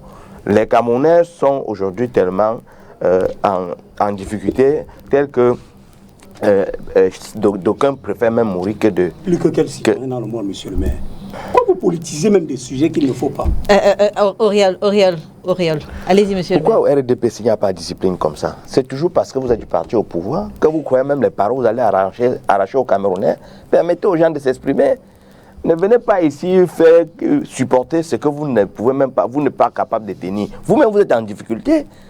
Ce gouvernement vous met en difficulté. Jeunes comme vous, si on va regarder vos conditions de vie, on va se rendre compte que des pas... Bien sûr, comme tous les citoyens du monde en ce moment, depuis l'avènement de la Covid. C'est faux. Bon, maintenant, ce que j'ai dit, pour ce que j'ai dit, voilà, nous sommes passés là-dessus. Je voudrais dire ici que, de mon point de vue, je suis un peu nuancé par rapport à d'autres copanélistes qui ont parlé de Samuel Eto'o. Oui. Je pense qu'il ne faut pas perdre dans quel contexte nous nous trouvons. Samuel Eto'o a raison de chanter la chanson du RDPC. Peut-être c'est ça qui le protège. Parce que ne faites pas comme si vous ne connaissez pas ce gouvernement. Et moi, je dis sincèrement que si Eto'o avait un problème avec le gouvernement, c'est que ce problème est réglé depuis longtemps. Avec cette situation de match qui a eu lieu à Garoua, je voudrais profiter de cette antenne pour féliciter M. Samuel Eto'o et le remercier pour son bravoure. Parce que vous semblez ne pas vous rendre compte qu'il a rendu un immense service aux Camerounais. On vous a dit que le match ne pouvait pas se jouer à Garoua. Monsieur le maire, je ne vous coupe pas, je veux juste préciser le thème, c'est Cameroun-Namibie, conteste d'une victoire. Poursuivez, monsieur le maire. Oui, je voudrais dire que pour ce qui est de cette situation, il faut dire merci à Eto'o. Parce qu'on nous a d'abord dit que le match ne pouvait pas se jouer à Garoua. Parce qu'il fallait 30 jours pour que le stade soit prêt. La CIATV avait besoin de 20 jours pour pouvoir diffuser le match. Il y avait des travaux de réflexion à l'aéroport. Mais il y avait des travaux de réflexion à l'aéroport. Mais quand vous vous rendez compte de ce mensonge éhonté, vous comprenez que voilà exactement comment le Cameroun est gouverné. Il y a un problème de gouvernance au Cameroun.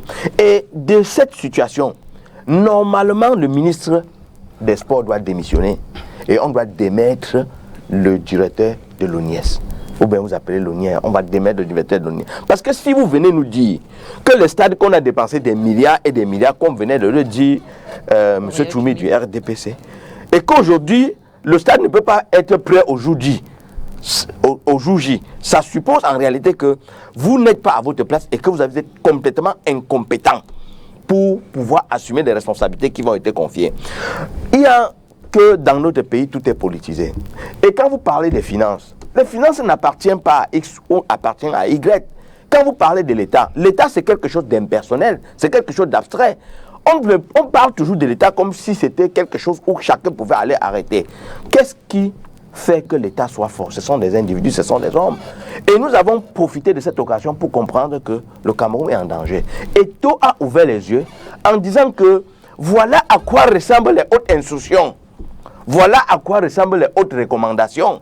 Donc, à un moment donné, les Camerounais ont compris que la plupart des temps, ce n'est que des abus. Et nous profitons de cette occasion pour dire que ça, ce sont des comportements. Le chef de l'État donne des instructions. Mais le chef de l'État ne peut pas donner des instructions qui vont à l'encontre des droits dont il est le responsable, dont il est le garant. Le chef de l'État a demandé que l'argent soit mis à la disposition de la FECAFOOT. Mais vous avez constaté que le ministre des Finances a été subtil de désigner un biaiteur assermenté pour pouvoir gérer cet argent. Parce que s'il mettait directement l'argent à la disposition du ministre des Sports, ça, c'est ouvrir la boîte à Pandore. Parce qu'il faut être honnête de reconnaître que le financement qu'on donne à la FECAFOOT, c'est l'argent public. On ne peut pas blâmer la FECAFOOT en disant que non, ils ont été financés. Non, moi, je suis totalement opposé à ça. Et moi, je le dis que pour ceux qui combattent Eto'o aujourd'hui, ça va au-delà du sport. Parce que je crois que même la popularité de Samuel Eto'o pose un problème. On peut beau détester le lièvre, mais il faut reconnaître quand même qu'il court assez vite. On peut reprocher tout ce qu'on peut reprocher à Samuel Eto'o. Il a peut-être des défauts ici, il a des défauts ça et là. Mais moi, quand je regarde le cursus scolaire de Samuel Eto'o, je regarde le milieu dans lequel il a grandi. Mais je lui tiens un coup de chapeau. Soyons quand même honnêtes de le reconnaître. Si quelqu'un à qui on dit qu'il n'est pas allé à l'école donne une leçon pareille à ceux qui sont allés à l'école, ils sont désagrégés. Mais c'est dit que je crois quand même que c'est quelque chose qu'il faut féliciter. Nous disons qu'on ne doit plus continuer à voir ce que nous observons aussi dans notre pays. Qu'on puisse laisser à chacun ses responsabilités. La FECAFOOT doit pouvoir gérer le football camerounais. Et moi, je suis satisfait de constater qu'aujourd'hui, c'est l'équipe technique nommée par Samuel Eto'o qui prévaut, n'en déplaise. Alors, Oria Tchoumi, la sortie du Premier ministre a mis un terme au débat sur le choix du stade. Si c'était si simple de trancher ce conflit, je veux dire, pourquoi avoir laissé qu'on en arrive à cette situation de pourrissement? Damien Macon émettait une hypothèse tout à l'heure. Est-ce que ce n'était pas simplement une distraction bien organisée, laisser pourrir la situation pour après voir arriver un héros, le Messie, le Premier ministre qui représente bien entendu le chef de l'État? Vous m'arrachez un gorille sur le plateau. Allez-y, Marie. Est-ce que vous voyez? Vous avez déjà échangé avec M. John Gouté? Je vais vous emmener rencontrer M. John Gouté. Vraiment, vous allez voir cet homme et vous allez me dire s'il est à ça près. Vraiment. Elle constatera justement qu'il dépasse Jésus-Christ, lui aussi. Mais il n'est pas à ça près. C'est l'un des plus grands serviteurs de la République qui a toujours fait son travail comme il se doit. Vous connaissez tout. Le Premier ministre est intervenu uniquement parce que deux institutions ne parvenaient pas à s'entendre. Il manquait un peu de cela avec Paul Biya dans son La livre. FECAFOOT et l'ONIES. Comment ça? Il me semble que vous avez votre temps de parole, je vous ai laissé. Après, vous allez dire que c'est moi qui fais les ordres. Faut pas Après, vous allez dire que c'est moi qui fais les Monsieur, ordres. mettez à Auréal de Il me semble que celui qui a lancé le défi à la FECAFOOT, Oui, parce que je vais vous dire, Reine, il y a une personne qui a lancé le défi à la FECAFOOT. Et pour qui connaît M. Etofis Samuel, personne? il adore les défis. C'est M. Brice. M. Brice est allé sur un média belge, dit « Je jouerai tous mes matchs à Yaoundé ». Ce n'est pas le rôle d'un coach. Vous imaginez Didier Deschamps? Monsieur Brice aurait pu tenir ses propos s'il n'avait pas le soutien apparent du MINSEP. Écoutez, Oui, hein. ce n'est pas parce que, écoutez, je vais vous dire quelque chose. Et là justement, ça tombe bien. Dites-nous. s'il attaque l'ONIES, s'il attaque... J'ai un ami qui s'appelle Carlos Ngualem et qui est très bien, qui m'amène dans des grands milieux, mais qui a l'habitude de me dire, Tchoumi, ma relation avec toi, c'est une relation de grand frère et petit frère. Ne pas provoquer Didier en comptant que je vais venir te défendre. Si on t'arrête, on t'a arrêté. Ce n'est pas parce que M. Brice a été nommé par le ministre des Sports qu'il va aller sur un média défroquer la preuve. Tous les analystes Vous avez vu la sortie du MINSEP sur sa page officielle, après la victoire. Les personnes que le MINSEP a remerciées. J'en viens. Les Lions et l'entraîneur. Oui, c'est normal. D'accord. Jean-Paul Akono l'a dit en son temps. La victoire est celle de l'équipe. La défaite, celle du coach et celle de la fédération. Ça a toujours été comme ça. Mais je vous demandais, est-ce que vous voyez Didier Deschamps? La 3F dit, les Bleus se retrouvent à Clairefontaine mardi. Et Didier Deschamps va dire, j'emmène les joueurs à Nice ou j'emmène les joueurs à Marseille. C'est pas faisable. Il y a nuance. La fédération camerounaise de football, le coach sélectionne sur papier. La sélection camerounaise envoie les invitations au club. C'est elle qui est garante du déplacement du joueur. C'est elle qui a un engagement avec le club du joueur. Si le joueur a un problème, un malaise, une blessure, c'est la fédération qui répond. Et les manigances, ce n'est pas le coach. Donc, c'était pour vous dire que je ne suis pas dans les manigances du ministère, sauf si vous me montrez que le ministère a fait des manigances. J'ai vu deux personnes parler. J'ai vu une institution, l'ONIES, et une autre personne, le coach. Ce sont les deux. Je n'ai pas vu monsieur Mouele-Kombi intervenir depuis le début de cette affaire. Je n'ai pas vu une note. Est-ce que vous avez une note de monsieur Mouele-Kombi qui dit je loge les joueurs? Est-ce que vous avez une note de monsieur Mouele-Kombi? Non. Vous ne l'avez pas. Je n'entre pas dans ce que je ne connais pas. Je reste sur ce qui est visible. Et ce qui est visible, c'est deux choses. Une correspondance adressée à l'ONIES, au président de la Fédération camerounaise de football, pour dire que le stade de Japoma n'est pas disponible, alors que le 7, l'ONIES avait envoyé un devis. Quand vous dites que vous n'avez pas vu les correspondances du MINSEP, vous parlez de quel moment? Il dit que le MINSEP a fait une correspondance disant que j'héberge les joueurs. Je dis, moi, je n'ai pas vu ça. D'accord, ok. Je n'ai pas vu une telle correspondance. Okay.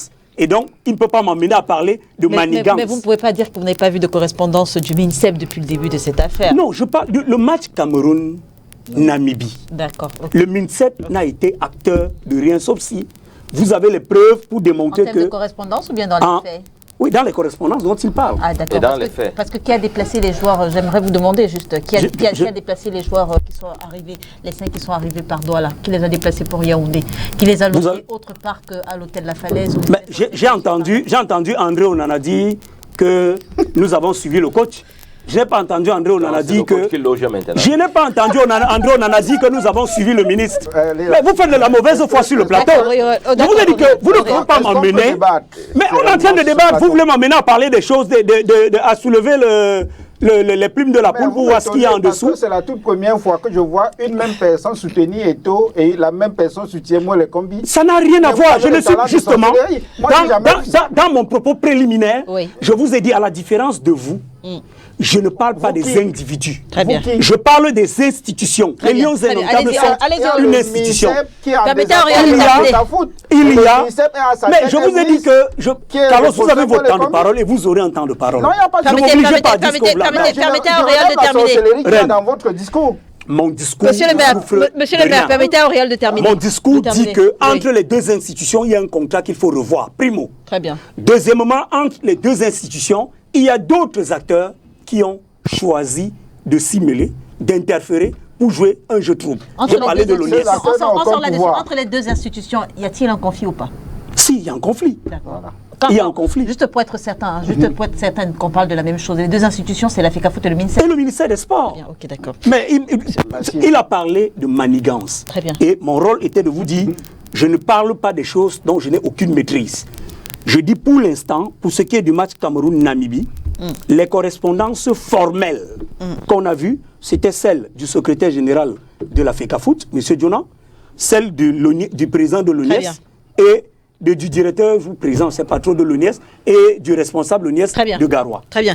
Monsieur, ni la CRTV, ni le MINSEP, on n'a vu aucune correspondance en ce sens. Damien Macron, vous avez dit tout à l'heure que l'argent, le milliard de francs CFA pour gérer les deux matchs était le problème. Le montant exact, 1 milliard et 92 millions de francs CFA pour gérer les deux matchs. Est-ce à dire que maintenant qu'on sait qui va gérer l'argent, est-ce à dire que c'est la fin du conflit? Sinon, quelle démarche devrait-on entreprendre à présent pour complètement assainir l'environnement après la sortie du Premier ministre? Vous auriez pu dire 1000 milliards 92 millions. 1000 millions 92 millions. Bon, 1 milliard et 92 millions. Vous auriez aussi pu dire, pour que les Camerounais comprennent, 1000 millions. 1 milliard veut dire 1000 millions. Oui. Monsieur Aurélien Tchoumi, pour votre bonne compréhension, courrier fait à Yaoundé le 23 août 2024. Le ministre des Sports, il écrit beaucoup. Par conséquent, je finis, je vais vous envoyer le courrier pour que vous sachiez qu'il a intervenu, contrairement à ce que vous dites. Par conséquent, il a été décidé que, conformément aux instructions de la République, le matériel du match Cameroun-Namibie du 7 septembre prochain, le stade Omnisport Amada Oedjo est en bon état de fonctionnalité. Dans le contexte actuel, le mieux indiqué pour accueillir cet important événement. Il est intervenu à ce moment-là, il est intervenu également pour convoquer la réunion. Allez-y, Damien. Il intervient pour convoquer la réunion. En toute voilà. Allez-y, Damien. Il intervient pour ramener les joueurs de la falaise pour Yaoundé, etc. En fait, c'est lui le problème dans cette affaire. C'est M. Molekombi le problème. Voilà, c'est manigance. Mais vous m'avez posé la question de savoir what next. Moi, je vous ai dit tout à l'heure qu'en juin, il y a eu un match au Cameroun. On a su qu'il y avait un problème. Juin, juillet, août, 3 mois, rien. Septembre, on vient se retrouver dans le statu quo ante. Et vous-même, dans la conduite de votre débat, permettez que je dise, vous nous amenez à être clivants. Est-ce une victoire de Eto'o, comme le match s'est joué je pense qu'il faut que nous sortions de là. Parce que c'est une affaire interne du RDPC. Et lorsque vous nous dites, aujourd'hui, la victoire d'Eto'o, demain, lui il dit Eto'o ne va plus gérer l'argent, machin truc, ça nous amène toujours à se poser la question de savoir, bon, maintenant comme Eto'o ne gère plus l'argent, maintenant comme Eto'o a eu quand même le courage d'amener le match à Garoua, comme il va le refaire en Ouganda contre le Zimbabwe, parce qu'on joue en Ouganda contre le Zimbabwe, comme il va le refaire là-bas, le ministre, si vous voulez qu'on s'exprime ainsi, va toujours perdre. Qu'est-ce qui va se passer? Attention, le staff nommé par le ministre, notamment Marc Brice, il est toujours présent. Donc on ne peut pas parler de défaite du ministre. Je veux dire, la fédération a dû composer avec Marc Brice alors qu'elle n'était pas pour qu'on le garde. Ce que moi je crois, c'est que vous n'avez pas le fin mot de l'histoire. Le contrat de M. Marc Brice n'a pas encore été signé. Par qui? Par la fédération. La FECAFOOT. Vraisemblablement, il ne le sera pas.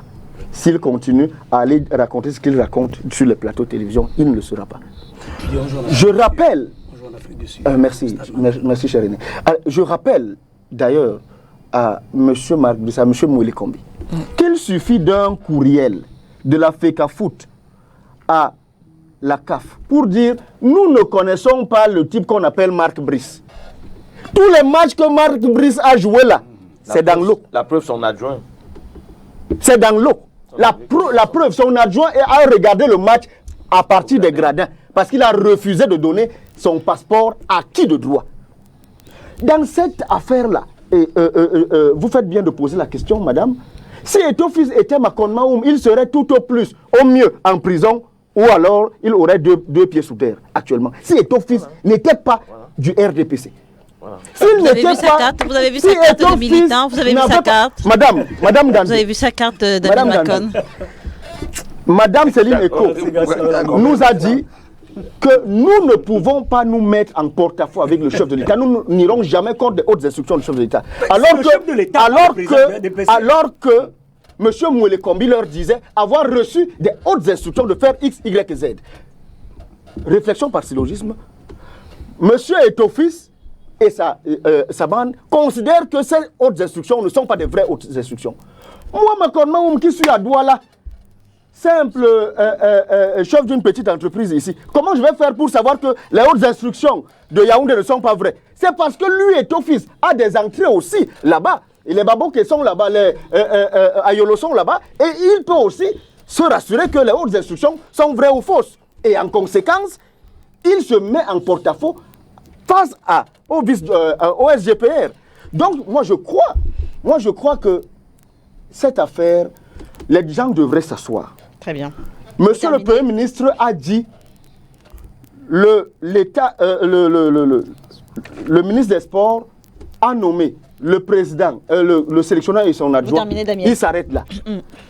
La fédération nomme le reste. Et il faudrait que les Camerounais sachent que tout ce qui se passe là, et je le dirai tout le temps, tout ce qui se passe là, c'est le laxisme des Camerounais et c'est le laxisme de la jeunesse camerounaise. Parce qu'il n'est pas possible que le Premier ministre dise qui doit gérer les fonds lors de la gestion, lors d'une rencontre internationale, et en l'occurrence c'est la FECAFOOT, et que M. Ngongo Ferdinand, qui n'a été élu par personne, vienne dire le contraire. Et les Camerounais sont là à nous dire qu'on doit laisser, on doit laisser continuer ce genre d'embouglé. Et celui qui est censé avoir été nommé, lui, M. Biapol, il est en Chine pendant que ses enfants... Je veux dire aussi bien le SGPR que le Premier ministre chef du gouvernement, ils ont tous deux été nominés par le président de la République. Vraiment, je suis très très peiné parce que j'estime que l'équipe nationale est au-dessus des égos des individus qui sont chargés de la gérer. La preuve, les Lions se sont imposés. Disons que c'est une victoire qui devait être sur cette table de débat. En réalité, on devait être en train de débattre de la victoire, de comment les gars ont joué, comment le ballon circulait, de Carlos Baleba, de Sioussa. Mais voyez-vous, nous sommes sur une table en train de parler des individus qui sont chargés de gérer le football et les acteurs eux-mêmes qui sont les vrais stars, on ne parle même pas d'eux. Moi, les combis ne jouent pas au ballon. Monsieur Samuel Eto'o a arrêté de jouer au foot. Et je voudrais dire que nous tous avons soutenu la candidature de M. Samuel Eto'o pour être président de la FECAFOOT. Tout le monde, ou alors la majorité des Camerounais qui ne sont même pas des électeurs à l'Assemblée générale de la FECAFOOT, comme moi, nous avons soutenu ça sur nos différentes pages, sur les réseaux sociaux. Parce qu'en tant qu'ancien footballeur, on attendait de lui qu'il apporte quand même quelque chose de différent, qu'il ne soit pas toujours à la remorque du gouvernement, comme c'est le cas en ce moment, et tout le reste. Normalement, quand je lui ai apporté mon soutien, je m'attendais à ce que le premier acte qu'il pose, c'est qu'il dénonce cette convention qu'il a fait FECAFOOT à l'État du Cameroun, parce qu'il disait vouloir apporter au football camerounais toute sa grandeur. Et vous avez remarqué que pendant 2 ans, après son élection, M. Samuel Eto'o a eu les mains libres. Je ne suis pas sûr qu'il y ait un président de la FECAFOOT qui ait eu autant de liberté de gérer les choses comme M. Samuel a géré pendant 2 ans après son élection. Vous avez par exemple vu qu'il a ridiculisé pratiquement le ministre des Sports avec la nomination du staff de Rigobert-Song. Lui-même, Samuel Eto'o, est bénéficiaire des hautes institutions du chef de l'État. Parce que la nomination de Son Barnak et son staff est un acte des hautes institutions du chef de l'État et qui mettait un terme au contrat de M. Conceição, qui en réalité, il ne lui restait que 2 mois avant la fin de son contrat. On a préféré mettre un terme à son contrat. Ça coûte au Cameroun aujourd'hui 1 milliard. d'amende à payer ou alors d'amende à payer à M. Conceição. Oui. 2 ans après, la question que nous devons nous poser, c'est qu'est-ce qui s'est passé? Mais moi, je ne rentre pas dedans parce que Damien a dit tout à l'heure que c'est une affaire familiale entre responsables du RDPC, y compris M. Samuel Eto'o, qui nous a... J'ai demandé à Damien s'il avait vu la carte de militant de Samuel Eto'o. Je ne sais pas s'il a la carte ou pas. Mais vous devez savoir que l'activité politique est une activité publique. Lorsque vous faites de la politique, on n'a même pas besoin de voir la carte que vous avez. On peut juger vos propos, vos déclarations et votre discours. Et récemment, j'ai vu M. Samuel Eto'o à Banganté, main dans la main avec Mme Coutès, faire l'apologie de M. Paul Biya et lui réaffirmer tout son soutien. Je pense que c'est suffisant. Je pense que c'est suffisant comme soutien politique, n'est-ce pas? Oui. Donc, vous avez été élu sur la bannière du PCRN, conseiller municipal à Matom. Donc, moi, je ne vais pas rentrer dans les affaires familiales de qu'est-ce qui n'a pas marché. Ce que j'observe, par contre, c'est que le problème de fond, oui, c'est la gestion d'argent. Damien l'a dit. Vous terminez le RDPC, qui est un gouvernement néolibéral, n'accepte pas de mettre un franc quelque part où il n'a pas la main mise. Il refuse. Si on était dans un gouvernement social-démocrate, et c'est pour ça que moi je suis de ceux qui pensent que ce pays doit changer de main. Pourquoi mettre des gens qui en réalité considèrent l'État comme une entité, comme des institutions assez puissantes, des institutions plus fortes que les gens qui sont chargés de le gérer. Or, aujourd'hui au Cameroun, il faut reconnaître une chose, les hommes sont plus forts que les institutions de la République. Et c'est dangereux pour un pays. Monsieur le maire, on sort de ce sujet en analysant justement la façon dont l'actualité autour du football, autour de ce conflit entre la Fédération camerounaise de football et le ministère des Sports et de l'Éducation physique a complètement balayé les autres actualités. Oui, justement, c'est pour ça qu'il y a beaucoup de Camerounais qui n'ont pas regardé ce match parce qu'ils estiment qu'ils ont des choses plus importantes. Les Camerounais n'arrivent pas déjà à manger à leur faim et ils se disent que ça c'est une pure distraction et qu'on veut détourner les Camerounais de l'objectif premier qui est celui de faire que ce régime puisse être remplacé. Mais je voudrais revenir sur un aspect. Vous savez, il faut reconnaître l'échec de ce régime en place, totalement. Mais ce que je voudrais dire, c'est que il ne faut pas jeter l'enfant avec l'eau du bain. Et ne faisons pas comme si peut-être au RDPC, tout le monde est médiocre. Il y a des gens, le problème du RDPC et le problème de notre pays, c'est que les clivages, le favoritisme, l'incompétence est devenu un facteur de choix et de promotion. L'allégeance. Donc c'est pour dire en réalité que moi je crois qu'il y a des gens qui peuvent apporter, qui sont certainement dans le RDPC, qui peuvent apporter un peu de plus, qui peuvent apporter leur grain à la construction du pays. Et moi, ce que je voudrais rajouter, c'est que, pour sortir, vous voyez finalement que tout tourne en dehors de l'argent, tout tourne autour des instructions. Et c'est ici une question de lobbying, et c'est une question d'appartenance à un groupe ou à un autre. Et il faut dire que cette haute institution cause beaucoup de dégâts dans le cadre des respects des lois et des droits dans notre pays. Parce que si aujourd'hui la justice est décriée, ça suppose justement parce qu'il y a des interférences. Et nous avons vu le ministre de la Justice lui-même dire que la justice aujourd'hui ne marche pas parce qu'il y a des pressions qui sont faites sur des magistrats pour prononcer des décisions qui vont à l'encontre de la réalité. En tout cas, dans sa sortie, il a réaffirmé l'indépendance. Il a demandé aux magistrats de rester indépendants. Non, en principe, quand on parle de l'indépendance de la justice, ça veut dire quoi? Ça veut dire quelque part, il y a des soupçons de dépendance. Et on ne peut pas nier qu'aujourd'hui, l'influence de la politique, la politique influence sur les décisions de justice. Nous avons vu les arrestations qui n'ont rien à voir avec ce que le code pénal prévoit. Donc moi je pense que pour ce qui est aujourd'hui des conflits entre le MINSEP et la FECAFOOT, c'est un problème de respect des droits, de respect des textes. Parce que si chacun restait dans ses compétences, je pense que les gens pouvaient être plutôt complémentaires. Mais on ne peut pas parce que l'argent est débloqué par l'État. L'État n'est pas la propriété d'un individu. Très bien. Ne faisons pas comme si, par exemple, le fait que l'État a donné de l'argent, parce que si on le dit, ça suppose en réalité que même l'argent que l'État donne aux communes dans le cadre des financements, l'État devait encore venir au niveau des communes, dire aux maires, bon, ton chef de service sera X, ton chef de service d'hygiène sera Y. Donc moi je crois qu'on doit toujours mettre en exergue que l'État est impersonnel et c'est nous qui constituons l'État. Que ce soit l'ONIES, Oui. que ce soit le MINSEP et Marc Brice et autres, on voit que c'est une construction qui est mise en place pour déstabiliser Samuel Eto'o dans le cadre de sa gestion à la FECAFOOT.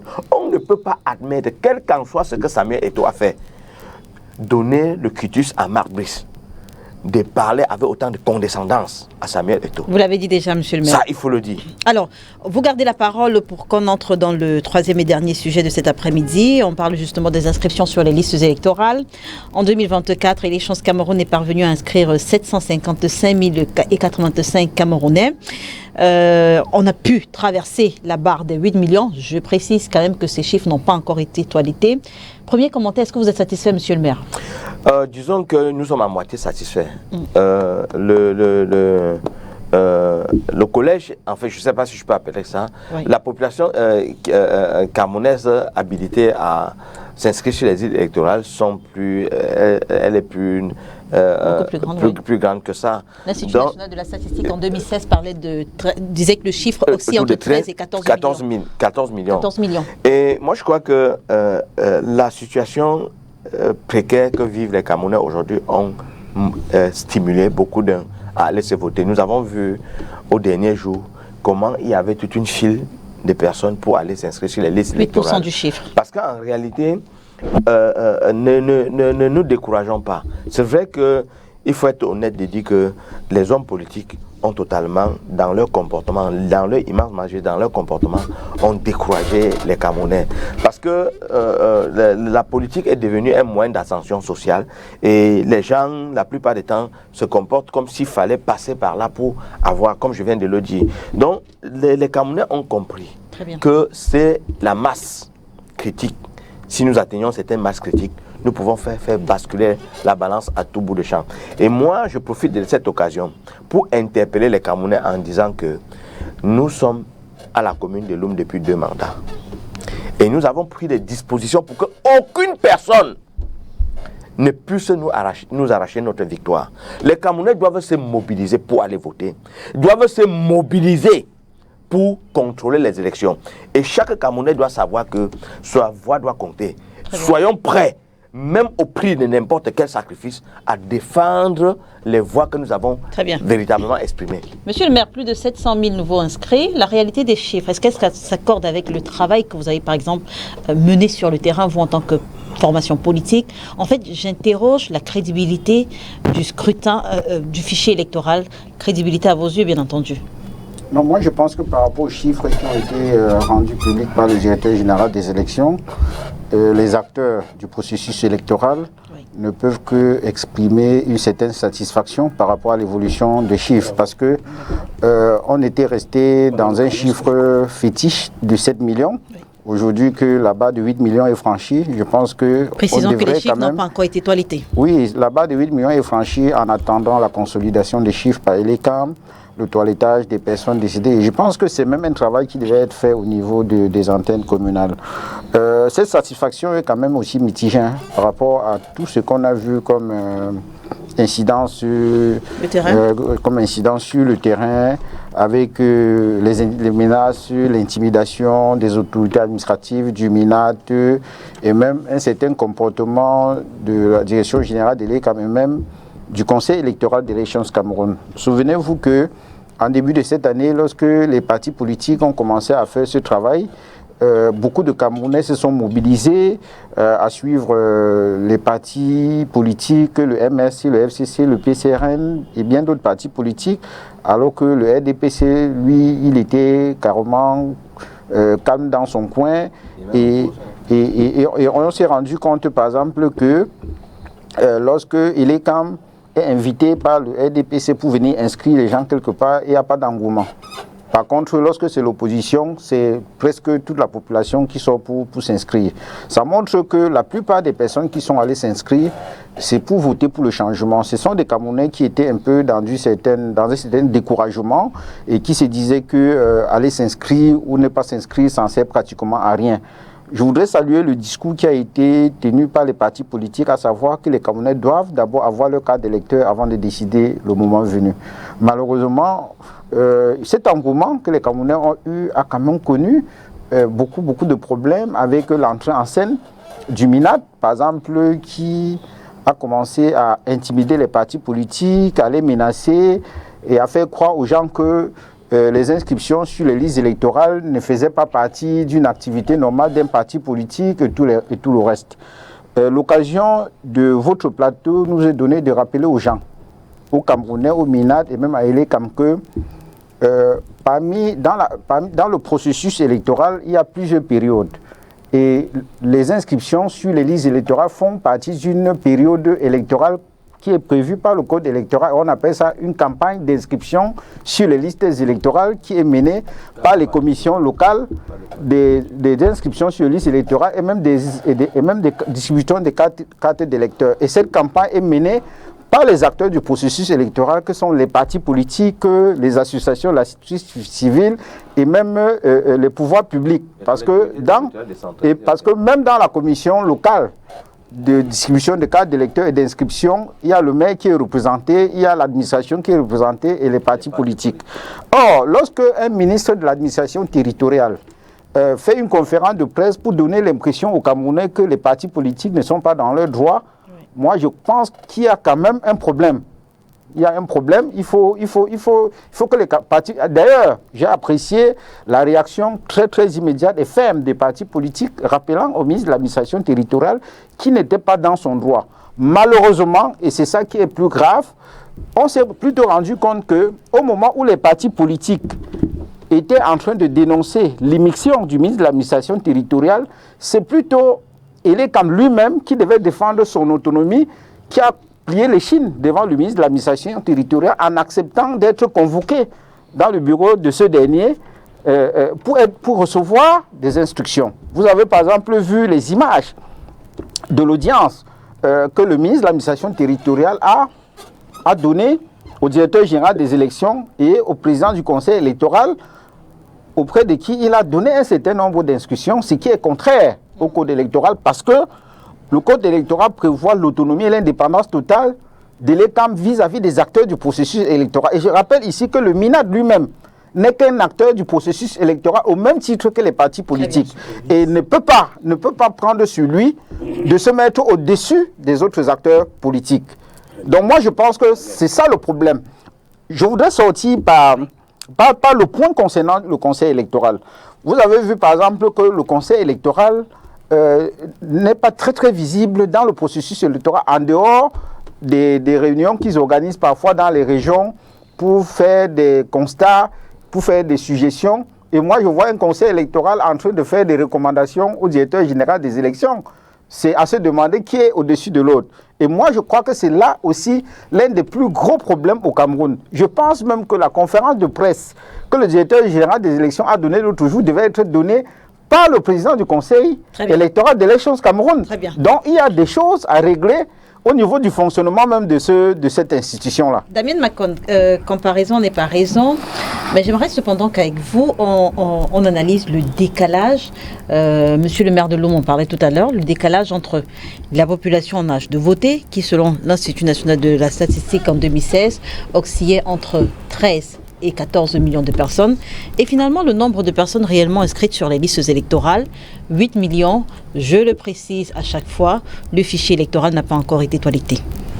Je vais répondre à votre question, mais parce que l'oubli est la ruse du diable, je me sens comme un devoir de rendre un vibrant hommage à l'honorable Cabral Libilingue qui, depuis 2017, dit aux Camerounais que s'inscrire sur les listes électorales, aller voter, surveiller son vote est le triptyque gagnant pour renverser l'ordre de 1982.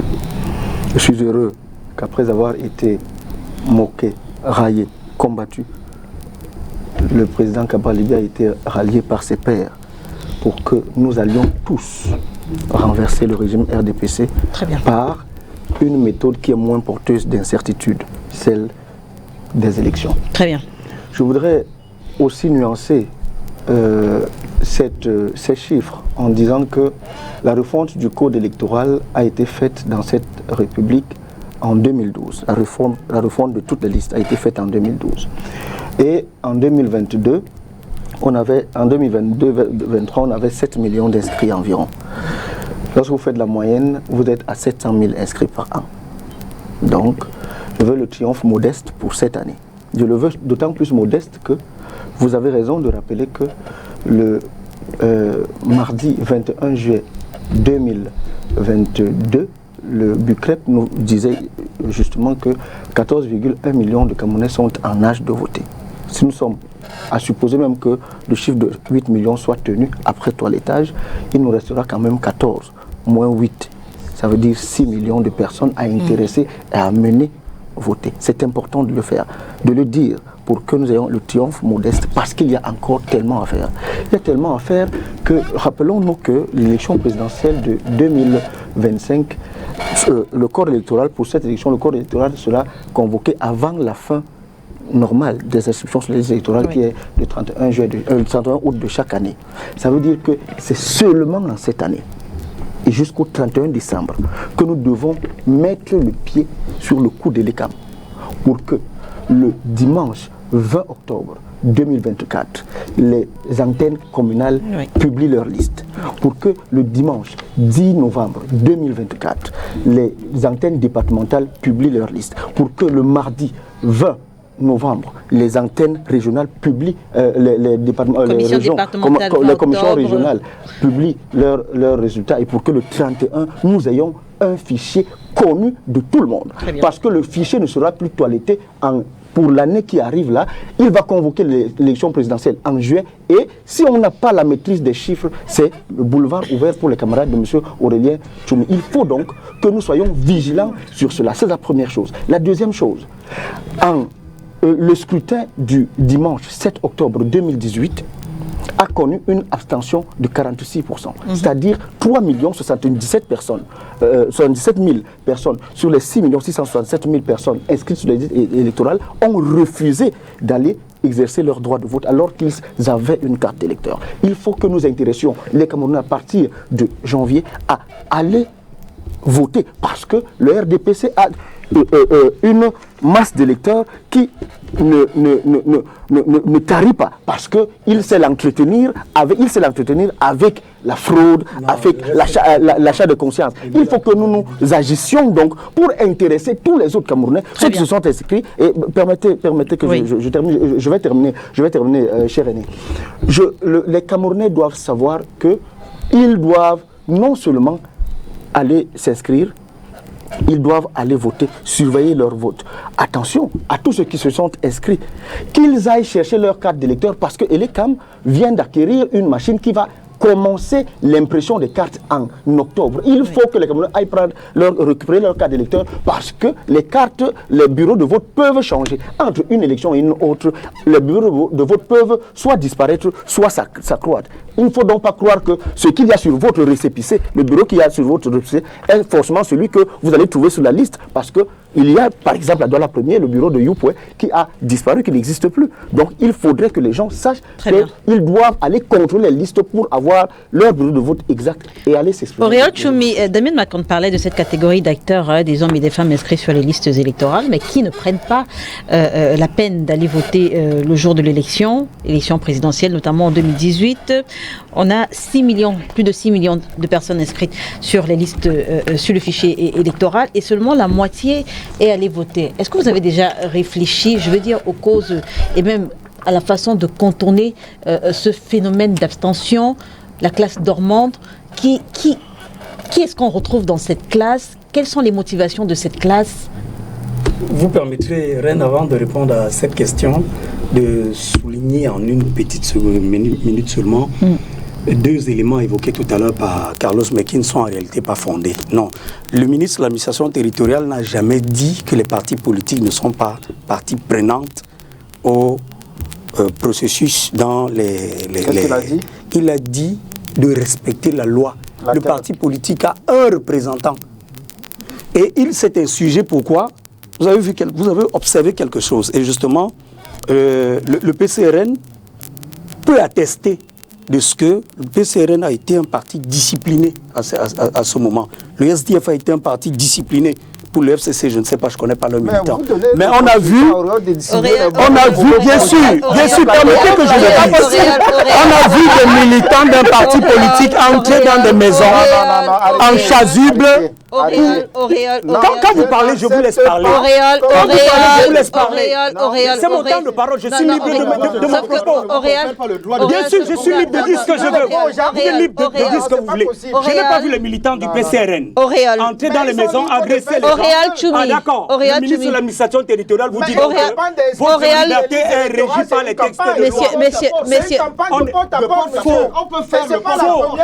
faux, ce n'est pas la campagne électorale, c'est l'inscription sur les listes électorales. De la Constitution du Cameroun. Vous voulez qu'on gagne le plateau, Non, messieurs, on ne gâte rien. Messieurs, on ne gâte pas une campagne électorale. Auréal, permet... C'est une campagne de Auréal Choumi, Damien, messieurs, c'est ce que le ministre vous a rappelé. Il rappelle il y a la loi, c'est régi par la loi. La campagne se fait comment? C'est régi par la loi.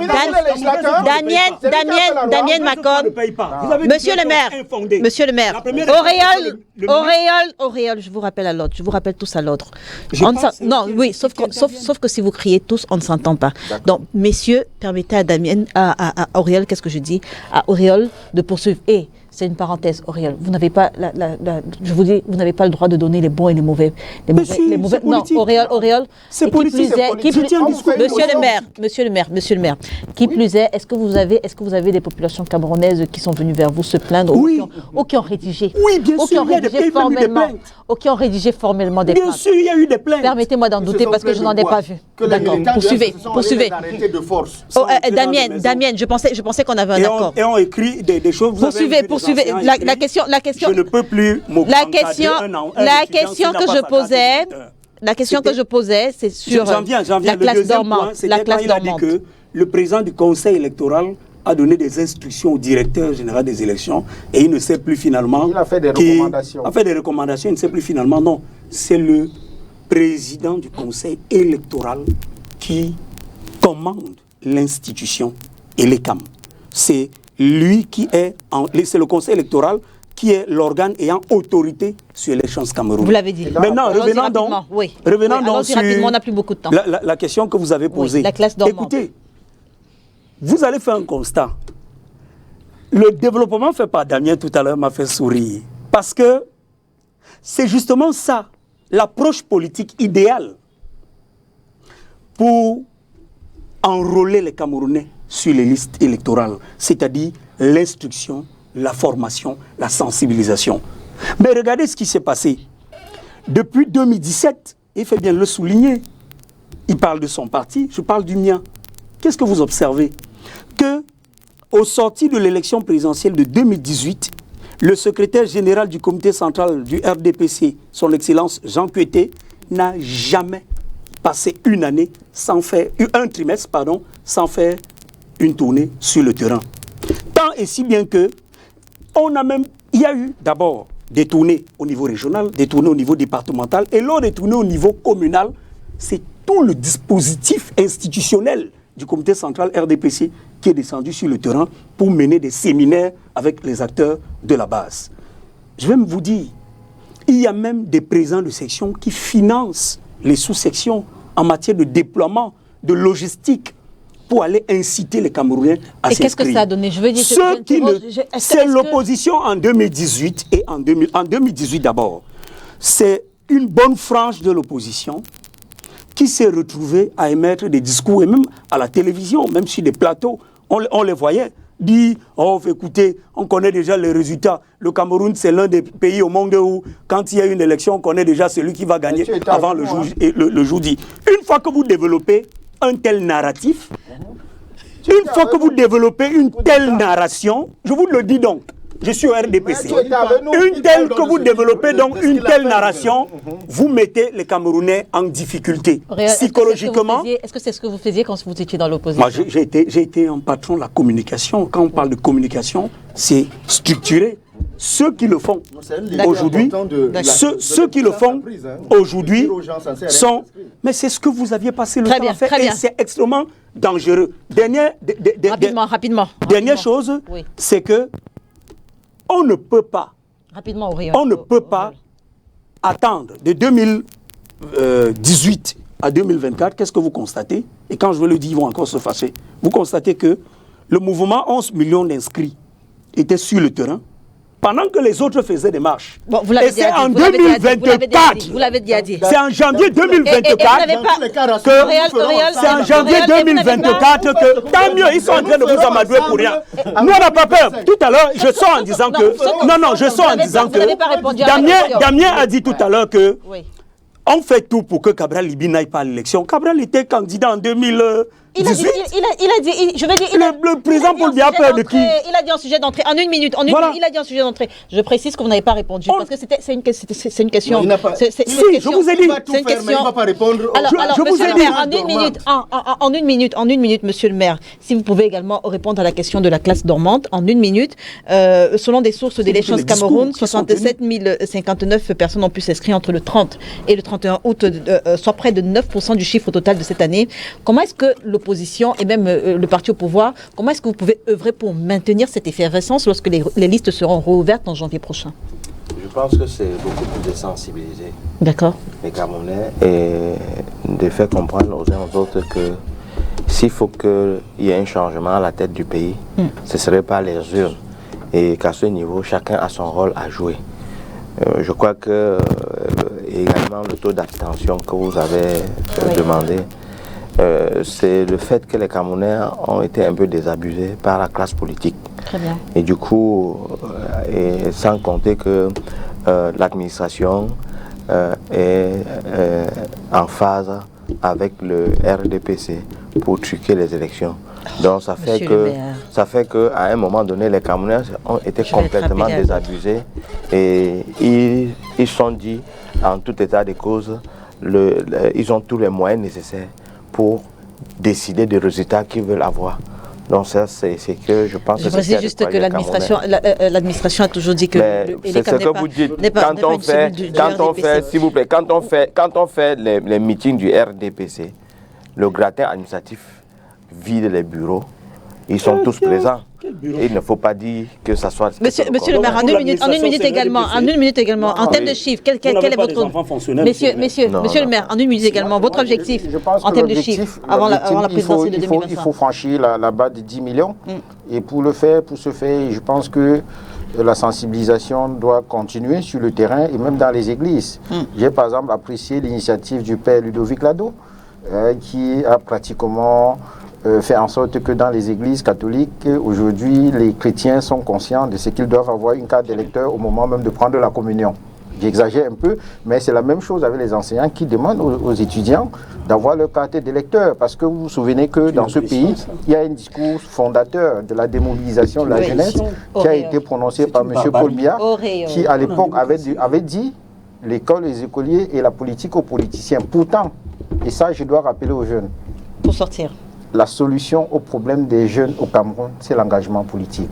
S'ils ne s'engagent pas en politique, on va continuer à les berner. On a quand même 64,88% de jeunes inscrits. Alors, nombre de potentiels électeurs, entendez les travailleurs, étudiants, souhaiteraient que l'ECAM réaménage ses horaires d'enrôlement et que certains jours non ouvrés soient ajoutés.